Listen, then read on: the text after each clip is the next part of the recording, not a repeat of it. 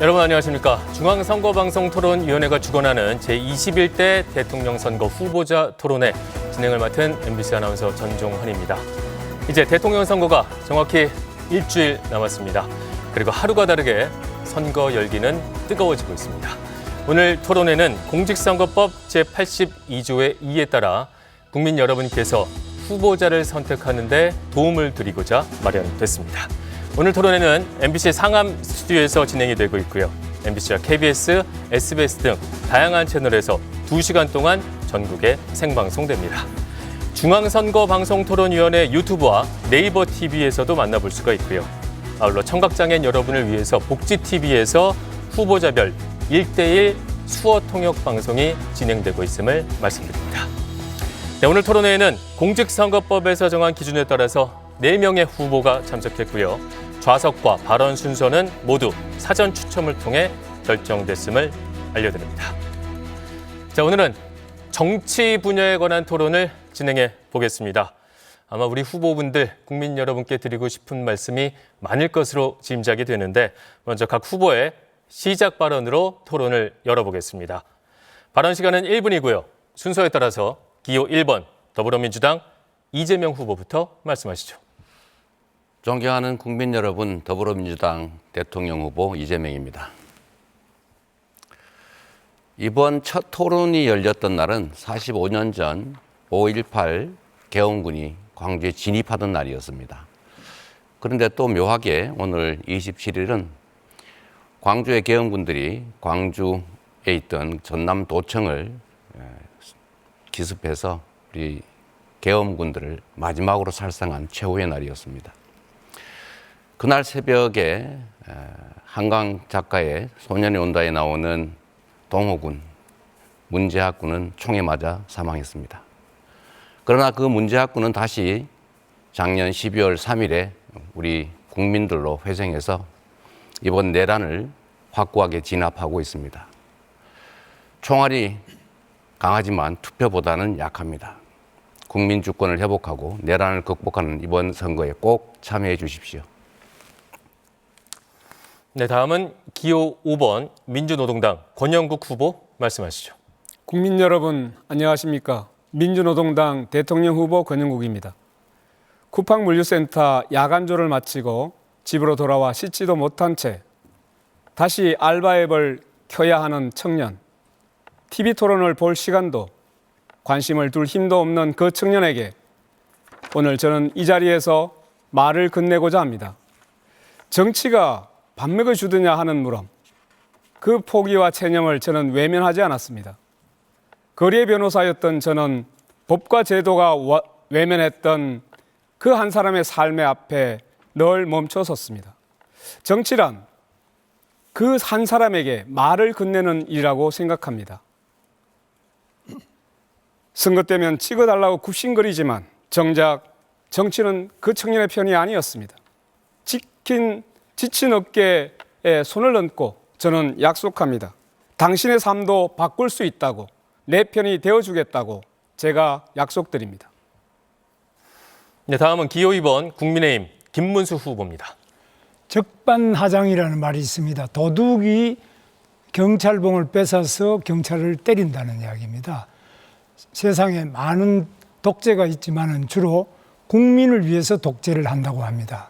그런데 범죄자가 자기를 방탄하기 위해서 독재를 하는 방탄 독재는 처음 들어봅니다. 세계 역사에 없는 것입니다. 자기를 유죄 판결했다고 해서 대법원장을 오히려 탄핵하겠다, 특검하겠다고 합니다. 자기를 기소한 검사를 탄핵을 했습니다. 뿐만 아닙니다. 지금 자기 마음에 안 들면 다 탄핵을 하고 있습니다. 오죽하면은 민주당을 대표했던 이낙연 전 총리가 이 괴물 방탄 독재를 막기 위해서 저를 지지하겠다고 합니다. 국민의힘과 굉장히 거리가 먼 분임에도 불구하고 이렇게 나와주셨습니다. 네, 마지막으로 기호 4번 개혁신당 이준석 후보 말씀하시죠. 작년 12월 3일 우리의 민주주의가 무너졌습니다. 비상계엄이라는 이름으로 헌법이 짓밟혔습니다. 그 책임을 외면한 채 이번에 후보를 낸 정당을 보며 국민은 묻습니다. 이것이 과연 상식인가? 우리는 아이들에게 이야기합니다. 사탕 준다고 따라가지 마. 그런데 지금 국가 재정에 대한 대책도 없이 뭐든 다 해주겠다는 후보를 따라가도 되는 걸까요? 우리 아이들에게 원칙 없는 나라를 물려줄 수는 없습니다. 이번 선거는 계엄을 옹호하는 비상식 세력, 포퓰리즘으로 유혹하는 반원칙 세력을 동시에 밀어내고 원칙과 상식을 되찾는 선거입니다. 빨간 윤석열이 지나간 자리를 파란 윤석열로 다시 채울 수는 없습니다. 보름달은 저물고 초승달은 차오릅니다. 초승달같이 새로운 시작에 대한민국의 미래를 맡겨주십시오. 저 이준석이 정치교체, 세대교체, 시대교체를 반드시 이뤄내겠습니다. 네, 고맙습니다. 오늘 정치 분야 토론 모두 3가지 주제를 준비했습니다. 첫 번째 주제는 사회자 공통 질문에 답변을 해주고 시간 총량제 토론으로 진행이 됩니다. 이어서 2가지 주제에 관한 후보들의 정치 외교 관련한 공약을 들어보고 주도권 토론으로 이어가겠습니다. 그리고 마지막으로 국민 여러분께 발언할 기회를 드리면서 토론회는 마무리가 됩니다. 자, 주어진 발언 시간 끝나면 마이크 자동으로 음소거 된다는 점 유념해 주시고요. 국민 여러분이 지켜보고 계시는 만큼 치열하지만 품격 있는 토론 기대해 보겠습니다. 자, 그럼 시작해 보겠습니다. 첫 번째 주제, 정치 양극화 해소 방안입니다. 먼저 사회자 공통 질문 드리겠습니다. 네, 현재 우리 사회는 정치 양극화와 이념 갈등이 심각한 수준입니다. 정치가 이를 극복하고 통합하는 역할을 하지 못하고 있다는 비판이 큰데요. 각종 매체를 통해 확산되는 가짜뉴스와 혐오를 부추기는 행태는 우리 사회 양극화를 더욱 심화시키고 있습니다. 후보들은 이런 정치 양극화를 해소하기 위한 방안으로 어떤 것들을 생각하고 있는지 들어보겠습니다. 자, 답변 시간은 1분 30초입니다. 먼저 권영국 후보부터 답변해 주시죠. 네, 정치 양극화는 사회적 불평등이 그 뿌리입니다. 지금의 정치는 상위 10% 기득권을 지키고 나머지 90% 시민들과는 점점 더 멀어지고 있습니다. 이 10대 90의 불평등 양극화가 드러나는 것을 두려워한 기득권은 음모론과 가짜뉴스로 현실을 덧칠했습니다. 혐오를 키우고 갈등을 부추기며 정치의 중심을 삶이 아닌 권력에 묶어버렸습니다. 저희들의 잘못입니다. 진보 정치의 책임이 큽니다. 노동자와 서민을 대변하라고 기회를 주셨지만 기대에 부응하지 못했습니다. 진심으로 국민 여러분께 반성합니다. 다시 일어서겠습니다. 이제는 서로를 악마로 만들며 소모적인 정쟁을 반복하는 정치가 아니라 비전과 정책으로 경쟁하는 정치로 나아가야 합니다. 그들은 서로 이기려고 정치를 하지만 우리는 함께 살자고 정치를 합니다. 그래서 바꿔야 합니다. 정치에서 밀려난 시민을 다시 중심에 세우는 일, 누가 할 수 있겠습니까? 진보 정치가, 민주노동당이 다시 시작하겠습니다. 저 권영국이 하겠습니다. 불평등의 뿌리를 둔 기득권 정치를 갈아엎고 진보 정치로 새 판을 짜겠습니다. 네, 이어서 김문수 후보 답변해 주시죠. 비명횡사라는 말이 있습니다. 자기의 체포 동의안이 국회에서 가결되자 이것은 검찰과 반대파들이 내통한 것이라고 해서 자기를 반대한 파들을 제거하는 것입니다. 내 편이 아니면 다 응징하겠다는 이런 비명횡사, 친명횡재 이런 평가를 하고 있습니다. 저 김문수는 저의 삶 자체가 국민 통합입니다. 저는 노동 현장에서 7년 동안 노동자로서 약자의 삶을 대변했습니다. 저는 전라남도 순천 출신의 아내를 맞이해서 영원함의 경계를 허물고 지금까지 잘 살고 있습니다. 좌와 우를 아우르면서 이념적 장벽을 걷어냈습니다. 정치가 권력을 내려놓고 특권도 폐지하고 약자를 보살피며 대화하면서 도와드려야 합니다. 제가 만남과 대화를 통해서 좌와 우, 노와 사, 빈부, 또 남녀, 동서 갈등을 해소하는 통합의 정치를 하겠습니다. 국민 통합, 말로 되는 것이 아닙니다. 실천으로 온 삶을 살아온 저 김문수가 반드시 해내겠습니다. 다음은 이준석 후보입니다. 예, 지금 우리 사회의 가장 심각한 가짜 뉴스는 부정선거 음모론입니다. 음모론에 빠진 대통령이 계엄령을 선포했습니다. 그런데 이 자리에도 부정선거 음모론을 믿으셨던 분이 두 분 계십니다. 이재명 후보, 김문수 후보. 좌우의 선동가들이 정말 부정선거를 믿어서 음모론을 퍼뜨리지는 않았을 겁니다. 정치 팬덤을 결집하기 위해서 아니면 선거 패배를 인정하기 싫어서 혹은 돈을 벌려고 부정선거를 소재로 영화까지 만들어서 음모론의 야바이꾼 역할을 했습니다. 우리 사회의 가장 큰 문제는 이처럼 국민을 속이고도 반성하거나 사과하지 않는다는 겁니다. 이번에도 자신이 음모론에 빠졌던 증거를 제시하자 기억이 나지 않는다는 무책임한 거짓말을 반복하고 있습니다. 독일 공산당원의 주장을 베껴서 국민들을 가르치려고 했던 호텔 경제학, 커피 원가 120원 발언, 유령섬이 된 거북섬 등 자신의 발언이 틀렸으면 사과를 하면 되는데 끝내 자기가 옳다고 우기면서 정치적 팬덤을 동원해가지고 공격을 시도합니다.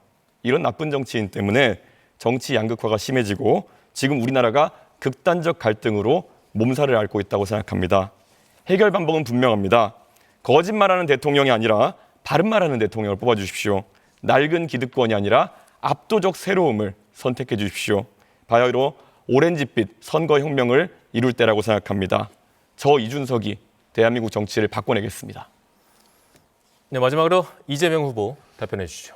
네, 국민 여러분, 정치 양극화 지금 심각하지요. 정치는 본질적으로 대화하고 소통하고 상대를 존중하고 인정하고 타협하는 것입니다.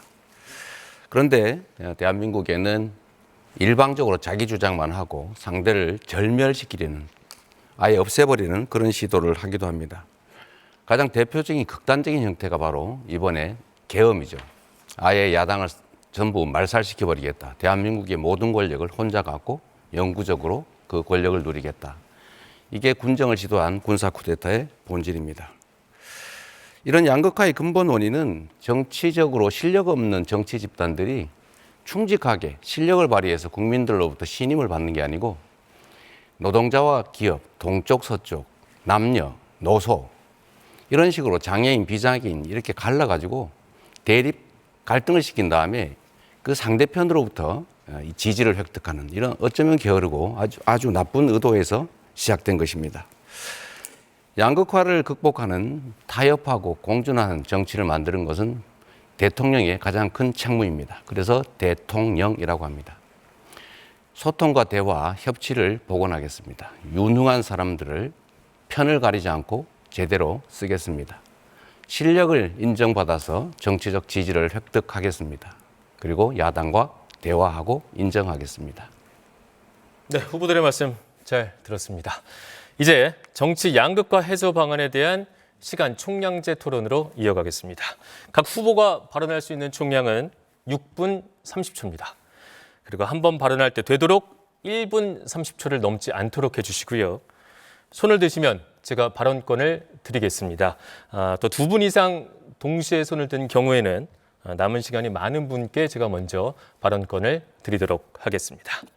그럼 지금부터 본격적인 토론 시작해 보겠습니다. 권영국 후보부터 발언 시작하시죠. 네, 22대 국회에는 법조인 출신이 60명입니다. 법조인은 5만 7천 명으로 전체 인구의 0.1%밖에 되지 않습니다. 그런데 국회의석의 20%를 차지하고 있습니다. 공직자 출신도 40명이 넘습니다. 그런데 200만 농민 중에는 국회의원이 단 1명, 900만 비정규직 노동자 중에도 단 1명, 500만 자영업자 중에는 단 3명만이 존재합니다. 이게 바로 우리의 국회의 현실입니다. 이게 말이 됩니까? 이게 과연 국민 전체를 대표하는 국회라고 할 수 있습니까? 노동자와 시민의 삶은 국회에서 극소수입니다. 그래서 준연동형 비례대표제를 도입했는데 양당이 서로를 핑계 삼아서 위성정당을 만들고 정치개혁을 무력화시켰습니다. 정치개혁을 하려면 위성정당이 반복되어서는 안 됩니다. 여야가 위성정당을 하지 않겠다고 약속하고 위성정당 방지법을 여야 합의로 도입해야 합니다. 우선 이재명 후보님과 김문수 후보님께 위성정당 방지법 도입하고 위성정당 하지 않겠다고 약속할 수 있는지 답변 부탁드립니다. 제가 먼저 할까요? 네. 아주 맞는 지적이세요. 저희는 위성정당 방지법을 만들어야 된다는 입장이었는데 정말로 그렇게 하고 싶었어요. 좀 고민도 많았죠.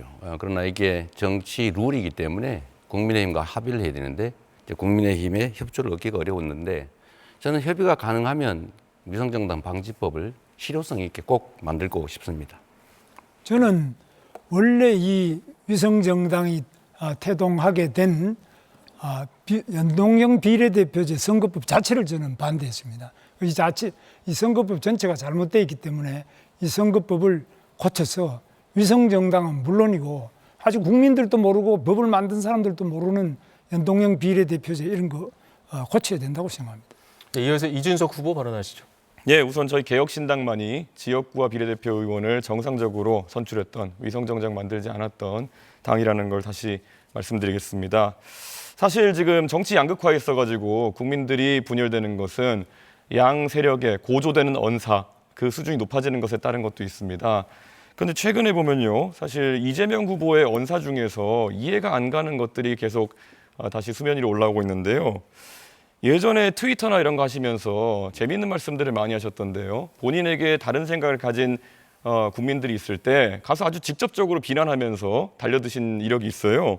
어떤 지적을 했더니만은 그분에게 가서 화장실로 가서 대변기에 머리를 넣으세요. 뭐 이런 말씀하신다든지, 아니면 이분은 간질이 있나 본데 정신병원에 보내세요. 뭐 이런 말씀하시고요.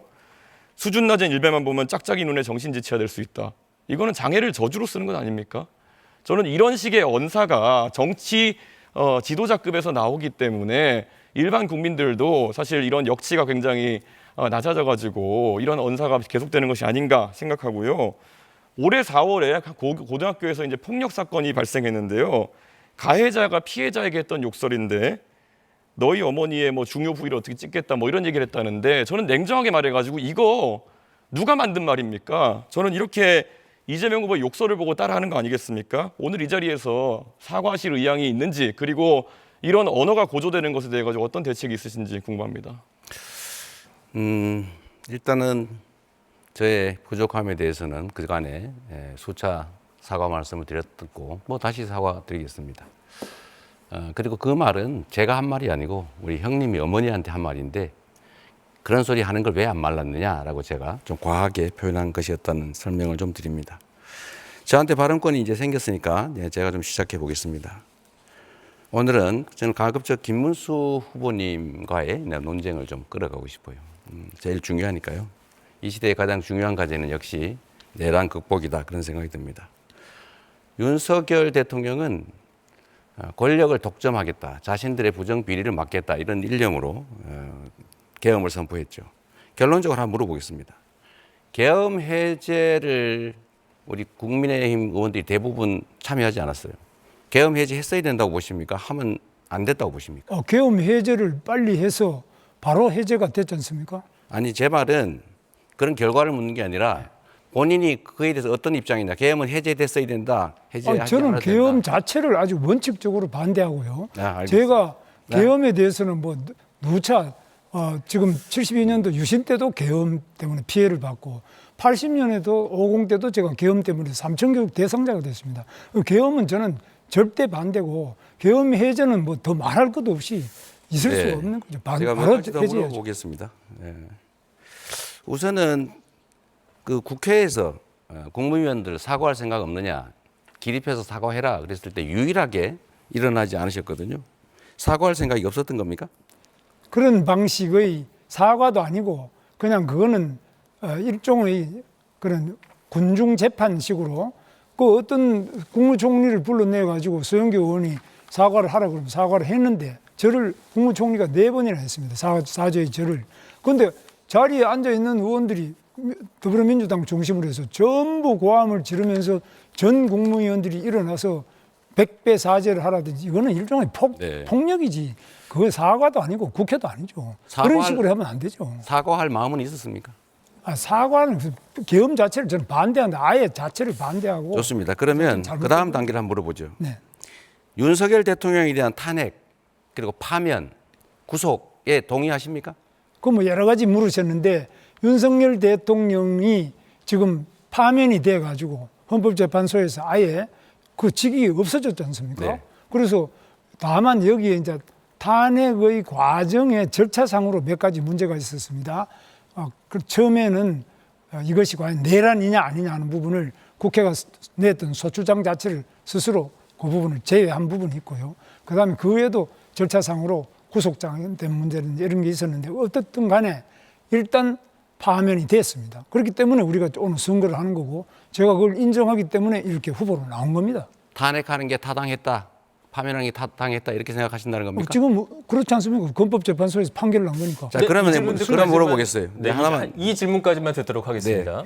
자, 이거를 마저 물어봐야 되는데 내란 행위가 아니라고 계속 우기시더라고요. 저번에 우리 권의원 후보님 질문할 때 이게 어떻게 내란이 아닐 수가 있냐? 전시사변 그거 아니었잖아요. 절차 안 지켰잖아요. 국무회의도 하지 않았고 제대로 통지도 하지 않았고 국회를 침탈했고 국민기본권을 이유 없이 제한했잖아요. 이게 내란이 아니면 대체 어떤 게 내란입니까?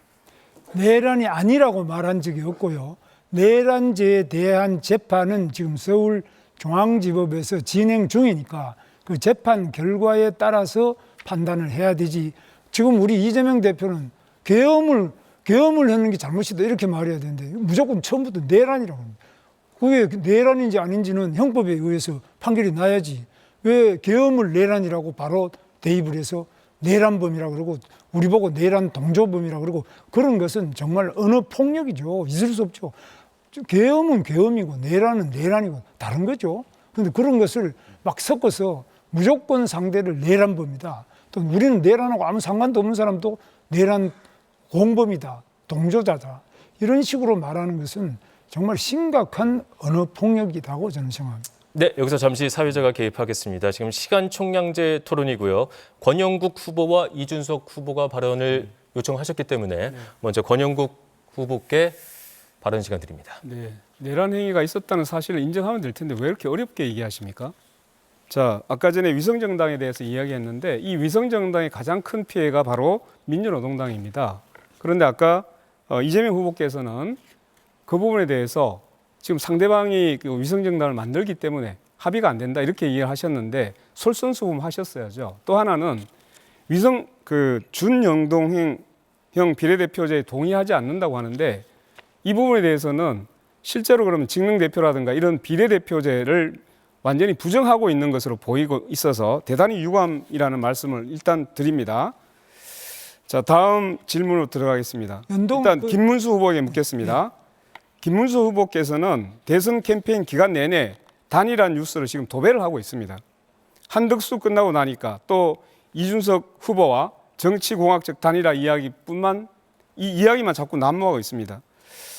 그러면 그냥 결선 투표에 있으면 이 난리를 칠 이유가 있겠습니까? 저와 다른 후보들은 이미 결선 투표제를 다 공략하고 있습니다. 김문수 후보님 입장은 뭡니까? 답변 주세요. 아까 말씀하신 것 중에서 아니 여기 답변 주세요. 그리고 아까 그거부터 해야 되겠습니다. 여기 답변 주세요. 연동형 비례대표제를 반대한 것이 제가 비례대표 자체를 반대한 적이 한 번도 없고요. 제가 공천위원장을 하면서도 비례대표 공천도 다 한 사람입니다. 그래서 그건 완전히 왜곡이고요. 왜곡이 아니고요. 예, 일단 왜곡. 여기 답변하세요. 예, 네. 그래서 그 자체가 왜곡 자꾸 발언을 해가지고 상대방을 그렇게 몰아가면 답변하십시오. 결선 투표에 대한 입장을 물었습니다. 결선 투표는 저는 뭐 지금 맞지 않다고 보고 있습니다. 네, 이어서 이준석 후보 발언 기회 드립니다.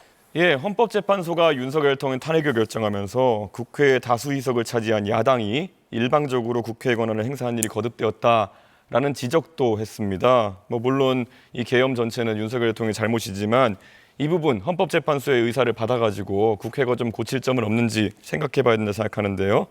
사실 지금까지 선거법이라든지 국회법이라든지 아니면 사법체계에 대한 수정을 가할 때는 보통 여야 합의를 통해 가지고 진행해 왔습니다. 왜냐하면 이건 게임의 룰에 대한 것이거든요. 그런데 이재명 대표가 정치에 들어오신 뒤로부터는 일방 처리가 굉장히 많습니다. 그 일방 처리라는 것도 특히 본인의 재판이나 수사에 영향을 줄 수 있는 일방 처리가 많아지고 있는데 저는 이런 부분에 대해 가지고는 완전히 지금까지 대한민국 국회가 몇십 년간 운영해온 원칙을 깨뜨렸다라는 생각을 하는데요. 이재명 후보께서는 왜 본인의 등장과 함께 이런 일이 빈번해진다 생각하시는지요? 글쎄, 그것은 우리 이준석 후보의 일방적인 단정이죠. 그것은 객관적인 팩트에 좀 어긋나는 것이라는 말씀 먼저 드립니다. 하나 또 무슨 팩트에 어긋난지 말씀해 주셔야죠. 제가 발언할 때는 좀 중간에 방해 안 하면 무조건 팩트에 좋겠어요. 어긋났다고 하시면 됩니까? 팩트를 지적해 주십시오. 그래 할 테니까 좀 기다리세요. 얘기를 하려고 하잖아요. 예를 들면 저번 토론회 때 중국발 미세먼지에 일본의 영향이 2%밖에 안 된다 이렇게 얘기하셨는데 그 한 24% 된다는 공식 통계가 있잖아요. 그리고 엉터리로 자료를 가지고 주장하시면 토론이 잘 안 된다. 또 균등화 발전 단가 이것도 원자력과 다른 재생에너지 사이에 뭐 몇 배 차이가 난다고 하는데 실제로는 원자력보다도 다른 재생에너지들이 더 싸다. 이게 지금 최근의 자료라는 그런 말씀을 먼저 드리고요. 그 외에도 뭐 얘기는 많습니다만 일단 여기까지 하겠습니다. 일방적으로 통과된 게 더 많다. 저는 거부권 행사한 사례가 더 많다. 이렇게 답을 드리도록 하겠습니다. 제가 여기 답변 드리자면요. 일방적인 아까 그런 법안 처리를 통해 가지고 선거법과 국회법, 사법체계 등을 바꾸는 행위 자체가 국회에 지금까지 원칙에 어긋난다는 말씀을 드렸는데 그걸 윤석열을 들어서 답변하시면 똑같은 사람이 되는 겁니다. 그리고 그 아까 균등화 발전 단가에 대한 부분 같은 경우에는 서남해안 풍력 발전에 대해 가지고 300원 정도 된다는 제 지적이 틀렸습니까? 그거는 우리나라는 아직 규모의 경제가 확립되지 않은 단계라서 규모화가 이루어지고 대규모 발전을 하기 시작하면 단가가 추세적으로 떨어진다. 이 말씀드린 거예요. 그럼 틀린 게 아니네요, 그러면. 아니죠. 지금 그건 단계는 얼마입니까, 그러면? 예측하고 있는 전체 평균 단가는 매년 달라지고 있어요. 얼마로 계속 예측하십니까? 제시해 주십시오. 제가 보기로는 유럽 기준으로 하면 50원, 70원 이런 정도까지 충분히 떨어질 수 있습니다. 대한민국의 서남해 풍력 발전 단가가 50원까지 네, 떨어진다. 저는 가능하다고 봅니다. 자, 권영국 후보가 발언 신청했습니다. 권영국 후보 발언하시죠. 네네 아까 자꾸 끊기는데요. 예, 이재명 후보께 질문드리겠습니다. 그 결선 투표제 공약으로 발표를 했고 지난 네. 대선 때도 했었죠. 네, 그렇습니다. 네네. 그러면 내년 지방선거 단체장 선거부터는 결선 투표제를 실시한다는 거 맞습니까? 글쎄요, 이게 지방선거까지 확장할 수 있을지는 좀 생각을 깊이 해봐야 되겠습니다. 아니 결선 투표제가 지금 제가 되면- 말씀드리는 거는 네. 헌법상의 대통령 선거에 관한 결선 투표를 얘기한 것이었습니다. 네. 네, 그래서 생각해봐야 되겠어요. 네네 연이어서 묻겠습니다. 네. 이재명 민주주의 성평등의 핵심은 의회에서 네. 성별의 동등한 대표성을 보장하는 것입니다. 네. 국가인권위에서도 공천할 때 특별 성별이 60%를 넘지 않게 하라고 권고한 바 있습니다. 네. 그러나 현재 지켜지지 않습니다. 20대 국회 여성 비율은 20%, 60명에 불과합니다. 역대 최다인데도 OECD 평균 33%에 한참 못 미칩니다. 네. 현재 성평등 공천 규정에 강제성이 없습니다. 저는 지역구 공천에서 여성을 최소 30% 이상 공천하지 않으면 정당 국고보조금을 삭감해야 한다고 생각합니다. 최소한 그래야 지켜지지 않겠습니까? 라는 게 제 생각입니다. 네. 후보님, 여기에 대해서 어떻게 생각하시는지 답변 뭐 부탁드립니다. 그것도 유용한 방법일 수 있겠죠. 뭐 여야가 합의하면 전 충분히 해볼 수 있다고 생각되는데 글쎄 지금 단계에서는 아마 그 숫자를 채우는 게 현실적인 어려움이 좀 있어서 많은 노력이 좀 필요할 것 같아요.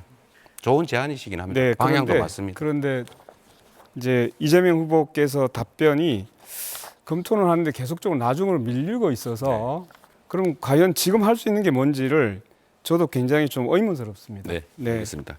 제가 그 답을 잠시만요. 제가 좀- 이재명 제가 답을 제가 아무도 답까지 아무도 안 듣고 했습니다. 나서 그러면 제가 이준석 아무도 후보 안 발언 신청했기 네, 때문에 발언 신청이 좀 늦었습니다. 아무도 안 김문수. 했습니다. 먼저 네, 제가 그 다음에 드리도록 하겠습니다. 발언 순서는 먼저 신청한 네. 후보께 먼저 드리게 되어 있습니다. 때문에 이재명 후보 답변을 듣고 이준석 후보 답변을 말씀을 듣고 그 다음에 김문수 후보께 드리겠습니다. 말씀하시죠. 네, 이게 특정성 그러니까 소수성이 30%, 40%를 넘어야 된다라는 일정한 기준을 정하고 강제력을 부여하는 것은 좀 다음 단계에서 저는 충분히 검토해야 된다고 생각합니다.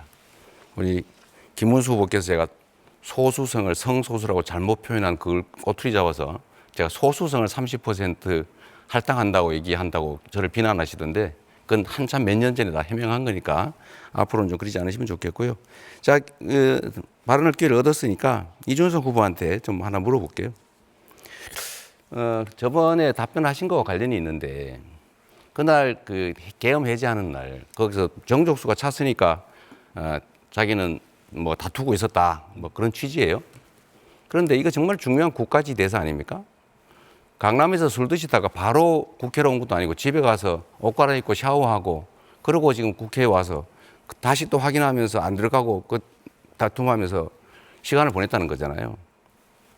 다른 사람들은 국민들은 슬리퍼 신고 막 슈퍼 나왔다가 우다닥 이 국회로 딱 쫓아온 사람도 있고 옷도 제대로 못 입고 온 사람들이 많았고 의원들 중에도 화장도 못한 여성 의원들이 그냥 국회로 바로 쫓아와서 담 넘고 여성들이 했는데 이준석 후보는 술 드시다가 그때 알아서 집에 가서 샤워하고 거기서 이렇게 시간 끌고 있었다는 게 도저히 납득이 안 되는데 해명을 한번 해봐 주시죠. 집에 가까운 위치에 있었고 그리고 식사 자리에 있던 다른 의원도 똑같이 했습니다. 그리고 제가 말씀드리지만은 제가 안 들어가려고 했다는 말씀은 허위 사실입니다. 제가 들어가려고 노력하던 모습이 다 찍혀 있는 것이고요. 담을 넘느냐 이런 문제 같은 경우에는 그 자리에 민주당 의원도 있었습니다. 4명의 의원이 같이 있었는데 국회 경비대가 담을 차단한 상황이었고 저는 거기에서 계속 들어가려고 하는 모습이 영상에 남아있는 것인데 안 들어가려고 했다? 무슨 허위 사실을 주장하시는 겁니까? 거기서 말다툼을 하고 있을 때 옆에 누군가가 의원님 담 넘어서 들어가셔야 됩니다 하니까 시끄러 임마 이러면서 말 막았잖아요. 그때는 다른 이미 사람들은 표결이 거기 끝난 있다가 뒤였습니다. 넘어서 옆으로 해서 담을 넘어갔거든요. 그때는 이미 표결이 끝난 뒤였습니다. 글쎄, 한참 그거는- 뒤였습니다. 그래서 제가 물어보는 핵심은 왜 집에까지 가서 샤워하고 옷 갈아입고 너무 여유롭지 않았냐 그 말씀 드리는 거예요. 똑같은 이유라면 제가 지난번에 말씀드린 것처럼 그럼 그때 들어오지 않은 민주당 의원 17명은 어떤 분들입니까? 남 얘기하지 말고 본인 얘기를 해보세요. 아니요. 같은 기준을 적용하셔야죠. 아니 내가 물어본 건 본인 얘기예요. 자꾸 논점을 흐리지 뭘 마시고. 원하시는 건지 모르겠어요. 그러니까 왜 제가 그랬냐고 물어보잖아요. 저를 도덕적으로 비난하시려는 겁니까? 아니면 어떤 기준을 잡으시는 겁니까? 질문에 답을 하시는 게 좋지 않겠어요? 그러니까 무엇을 문제 삼으시는 아니 왜 겁니까? 집에 가서 샤워하고 그렇게 여유 있게 했냐? 나라의 운명이 달린 여유 일에. 있게 하지 않았습니다. 즉시 가서 즉시 나왔습니다. 글쎄 그게 그렇다고 하니까 그렇게 알겠습니다. 긴밀하게 민주당 의원 2분이랑도 소통하고 있었습니다. 네, 계속. 됐습니다. 네, 좀 톤을 낮춰야 되겠네요. 그다음 제가 네, 김문수 후보 발언하시죠. 네, 저는 이재명 후보가 지금 본인이 재판을 5개를 받고 있지 네. 않습니까?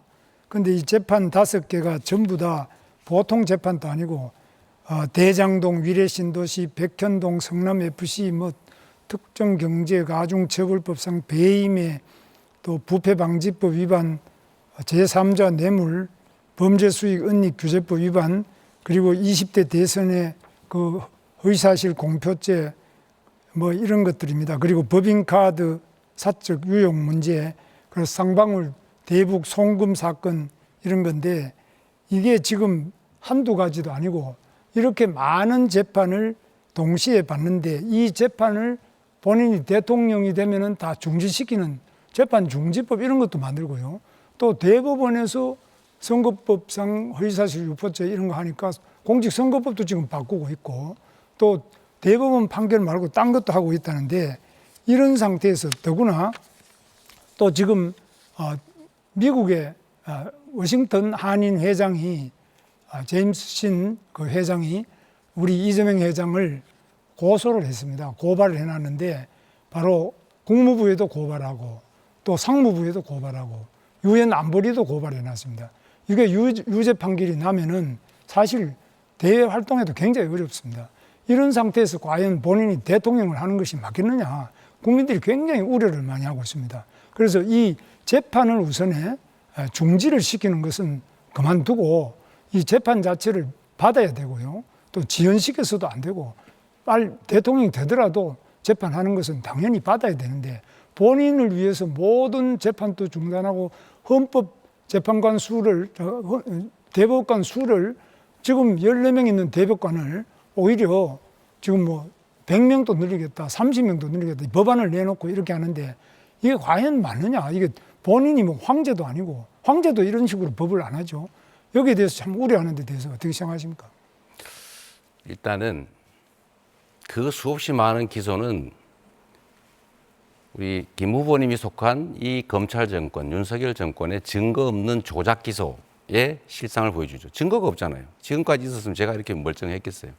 그럼 증거 없는데 국민들이 왜 유죄가 인정했겠습니까? 말하는 거 좀 할 수 있게 허용해 주시겠습니까? 네. 그리고 이런 일반적인 사법 절차에 관한 문제는 법과 원칙에 따라서 정해지는 대로 따르면 되고 그런 법률들은 국회에서 아직 논의 중이기 때문에 단정하지 마시면 좋겠어요. 네. 이재명 후보의 발언 시간은 모두 마무리가 됐습니다. 앞서 먼저 발언권을 신청한 이준석 후보 발언하시죠. 예, 제가 이재명 후보에게 물어볼 것이 있었는데 발언 순서가 엉키는 바람에 질문해도 답변을 들을 수 없는 상황이 됐습니다. 만약 답변을 듣고 싶다면 예. 이준석 후보의 시간을 양도할 수 있습니다. 예, 사실 지난 토론에서 많은 분들이 놀랐을 것이 이재명 후보가 호텔 경제학을 또 방어하기 위해서 루카스 자이제라는 분을 들고 나와가지고 그분을 아는지 저한테 물어봤었는데요. 저는 더 놀랐던 것이 이분이 알고 보니까 공산당 기관지, 독일 공산당 기관지의 편집장을 지내신 분입니다. 이재명 후보께서는 이런 분들 기관지를 읽고 이런 분들을 아시는 건지 어떤 경로로 루카스 자이제의 사상을 접하신 건지 이해가 가지 않았고요.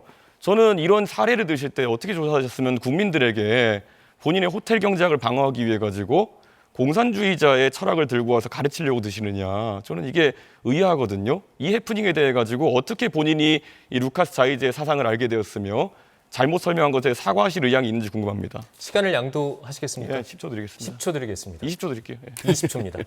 감사합니다. 우선은 뭐든지 이렇게 종북몰이 하듯이 그렇게 공산당몰이 안 하시면 좋겠어요.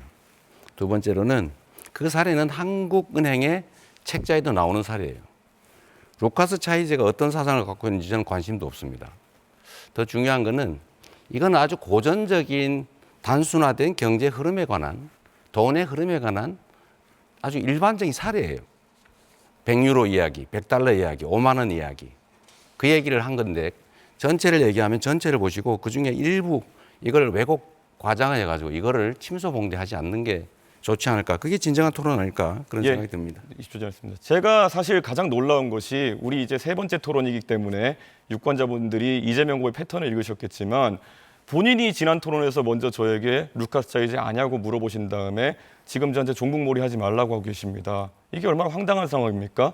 본인이 어쨌든 남을 가르치기 위해 가지고 당신 이 사람 아느냐 물어보고 제가 안다고 대답했더니만은 본인이 사전 지식 조사가 안 돼 있어 가지고 공산주의자의 사상인 것을 독일 공산당의 반자본주의자 이야기인 것을 모르고 국민들한테 소개했던 것 아니겠습니까? 그럼 지금 와가지고 회피한다고 저렇게 말씀하시는 것 이게 바로 이재명 후보가 국민들을 대하는 태도다. 저는 계속 이렇게 발뺌하는 방식으로 토론을 할 것 같으면은 국민들이 올바른 검증을 할 수 없다. 그래서 저는 이재명 후보에게 오늘 제안합니다.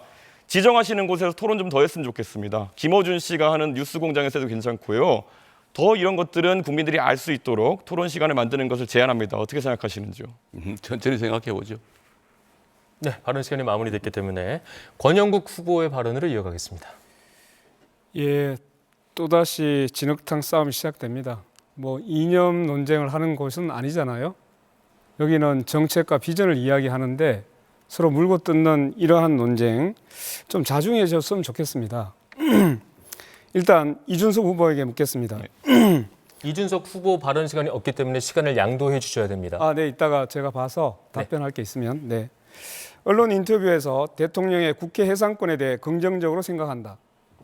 윤석열 전 대통령에게 그 권한이 있었다면 개업을 안 했을 것이다. 이렇게 말했어요. 정말 이 얘기 듣고 무서웠습니다. 이준석 후보의 말이. 윤석열이라면 국회도 해산하고 계엄령도 선포하고 남았습니다. 대통령이 국회 해산권 가지고 있는 나라가 있습니까? 우리나라 역사를 보더라도 국회 해산은 이승만 때, 박정희 때, 전두환 때 다 독재 정권 때 한 일입니다. 이준석 후보의 이 얘기는 독재 정권으로 돌아가자는 얘기로 들려요. 여성가족부 폐지하자고 하고 최저임금 차등제 두자고 하고 이제는 국회 해산권까지 두자고 이 얘기를 한 것인지 참 의문입니다. 아니 왜 저는 매우 이준석 후보가 전도양양한 저는 정치인이라고 봤는데 이 나쁜 정치만 자꾸만 제도화하려고 하는 거나 아니면 이런 걸 옹호합니까? 40대 윤석열을 보는 것 같아서 매우 유감입니다. 자중해 주시면 정말 좋겠습니다. 답변 시간 주시겠습니까? 네네, 한 10초만 드리겠습니다. 10초 갖고는 안 되겠죠. 20초 드릴게요. 사실 제도를 말씀하시는 거라면은 아까 권영국 후보께서는 비례대표제의 확대를 좋아하시는 거로 보였습니다. 그게 내각제적 요소를 도입하는 겁니다. 국회 해산권이라는 건 실제 내각제 국가에서 많이 운영되는 거고요. 국회 해산권이라는 것이 뭐 가가지고 군대를 통해서 해산하는 게 아니지 않습니까? 해산되면 다시 선거를 하자는 의미로 국민의 민의를 묻자는 취지에서 도입되는 것이 국회 해산권인데요. 그게 내각제적 요소를 도입하는 것인데 거기에 대해서 반대하시면은 아까 네, 비례대표제가 20초. 맞지 않지 않습니까? 20초 드렸어요. 예, 20초 드리니까 이제 제가 얘기를 해야 돼요. 비난을 막 하셔놓고는 왜 어긋나십니까? 그렇게. 아니 그러니까 자 잠깐만 얘기 드리세요.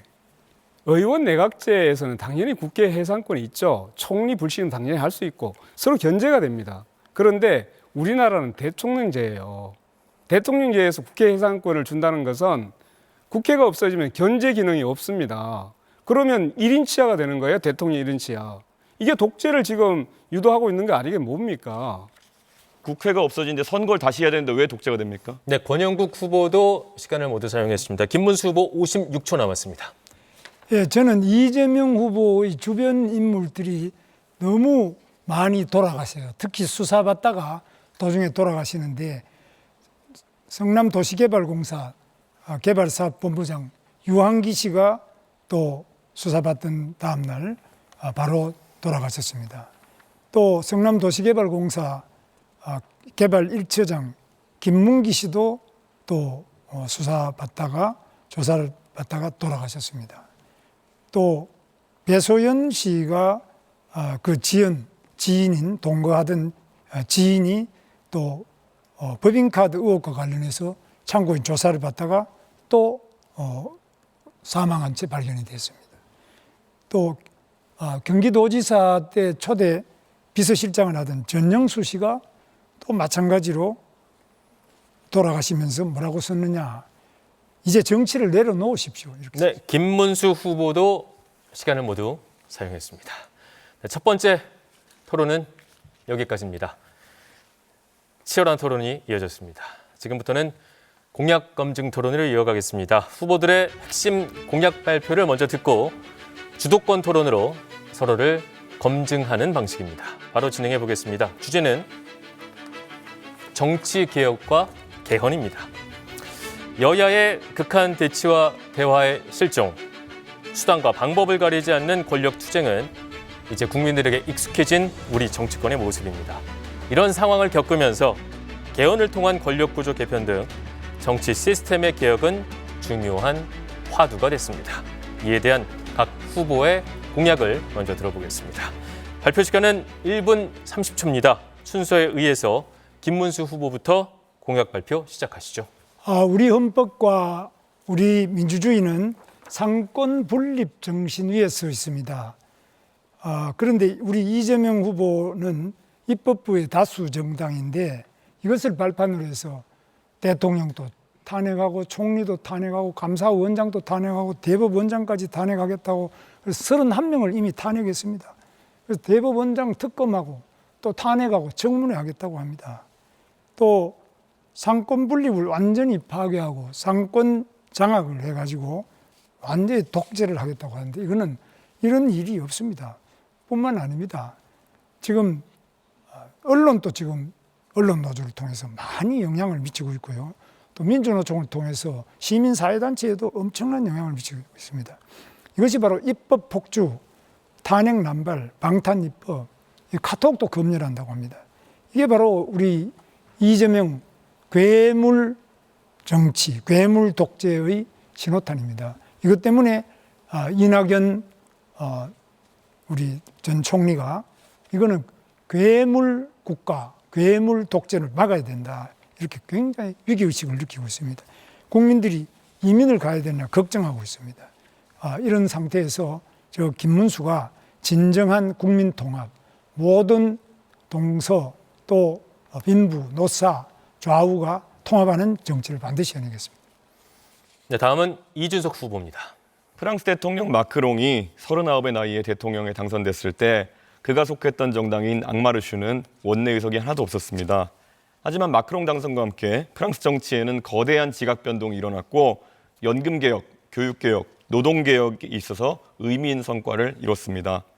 제가 속한 정당인 개혁신당은 의석이 3석뿐이지만 마크롱이 가졌던 것보다는 큽니다. 저의 당선과 함께 대한민국 정치에는 자연스럽게 토론과 협치가 방식으로 등장하게 될 것입니다. 아무것도 없는 것 같지만 오히려 모든 것을 가질 수 있는 그런 역설입니다. 이제 대한민국도 2017년 프랑스 대선과 같이 압도적으로 새로운 선택을 할 때입니다. 역대 대통령 모두가 개헌을 하겠다고 했습니다.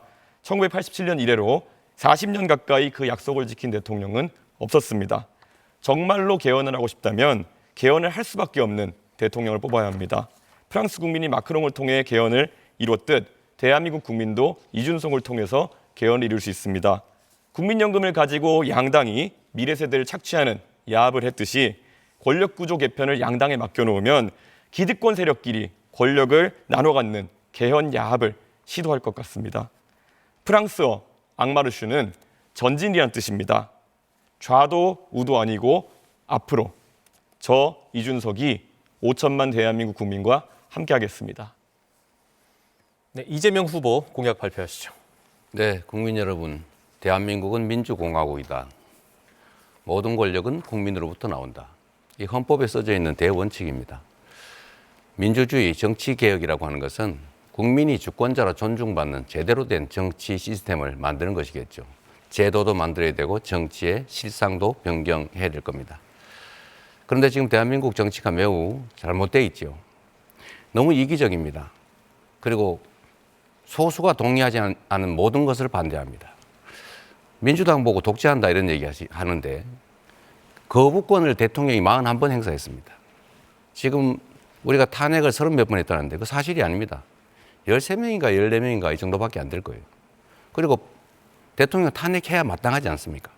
국무총리, 헌재 재판관 임명을 안 해가지고 탄핵을 기각시키려고 하는데 당연히 탄핵해야죠. 개헌을 해서 체계적인 새로운 시대를 준비해야 됩니다. 저는 몇 가지 말씀을 미리 드렸습니다만, 첫째, 5.18 광주 민주화운동의 정신을 헌법 전문에 수록하고 책임 정치를 위해서 4년 연임제를 한 번에 한해서 이어서 할 수 있는 연임제를 도입하고 결선 투표를 도입할 필요가 있습니다. 당연히 계엄의 요건을 엄격하게 강화해야죠. 그리고 대통령의 거부권도 제한해야 됩니다.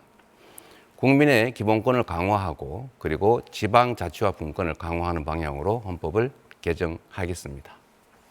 네, 마지막으로 권영국 후보 공약 발표하시죠. 네, 국민 여러분, 지금 우리는 어떤 개헌을 해야 합니까?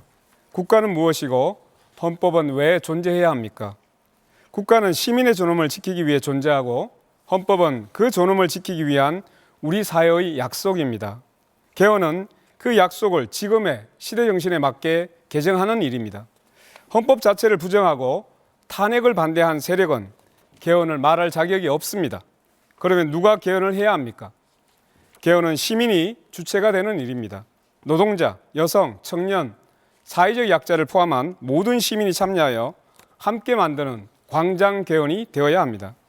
우리는 기득권 유지와 권력 안배를 위한 개헌이 아니라 차별과 불평등을 타파하는 개헌을 추진합니다. 다시는 윤석열과 같은 내란이 반복되지 않도록 계엄 조항을 고치고 5.18 정신을 헌법에 담는 것으로 출발하겠습니다. 그 방향은 분명합니다. 87년 민주화 이후 38년 만에 추진하는 개헌은 정치인을 위한 개헌이 아니라 시민을 위한 개헌이어야 합니다. 차별을 금지하는 평등헌법, 노동이 존중받는 노동헌법, 식량주권을 지키는 농민헌법, 기후정의를 실현하는 기후헌법, 사회적 약자를 보호하는 돌봄헌법. 저 권영국이 이 개헌을 시민 여러분과 함께 만들어 가겠습니다. 감사합니다. 네, 후보들의 공약 들어봤고요. 주도권 토론으로 바로 이어가도록 하겠습니다. 주도권을 가진 후보가 상대 후보를 지명을 해서 주제와 공약에 대해서 질문과 답변을 이어가며 주도권을 갖고 토론을 하면 됩니다. 각 후보의 주도권 토론 시간은 6분 30초입니다. 주도권을 가진 후보는 한번 발언하거나 질문을 할 때 가급적이면 1분 안으로 해주시면 되겠습니다. 주의하실 사항은 두 가지입니다. 반드시 2명 이상과 토론을 해야 되고요. 상대 후보 답변 시간 최소 30초를 보장해야 됩니다. 이대로 진행이 되지 않는다면 사회자가 개입한다는 점 말씀드립니다.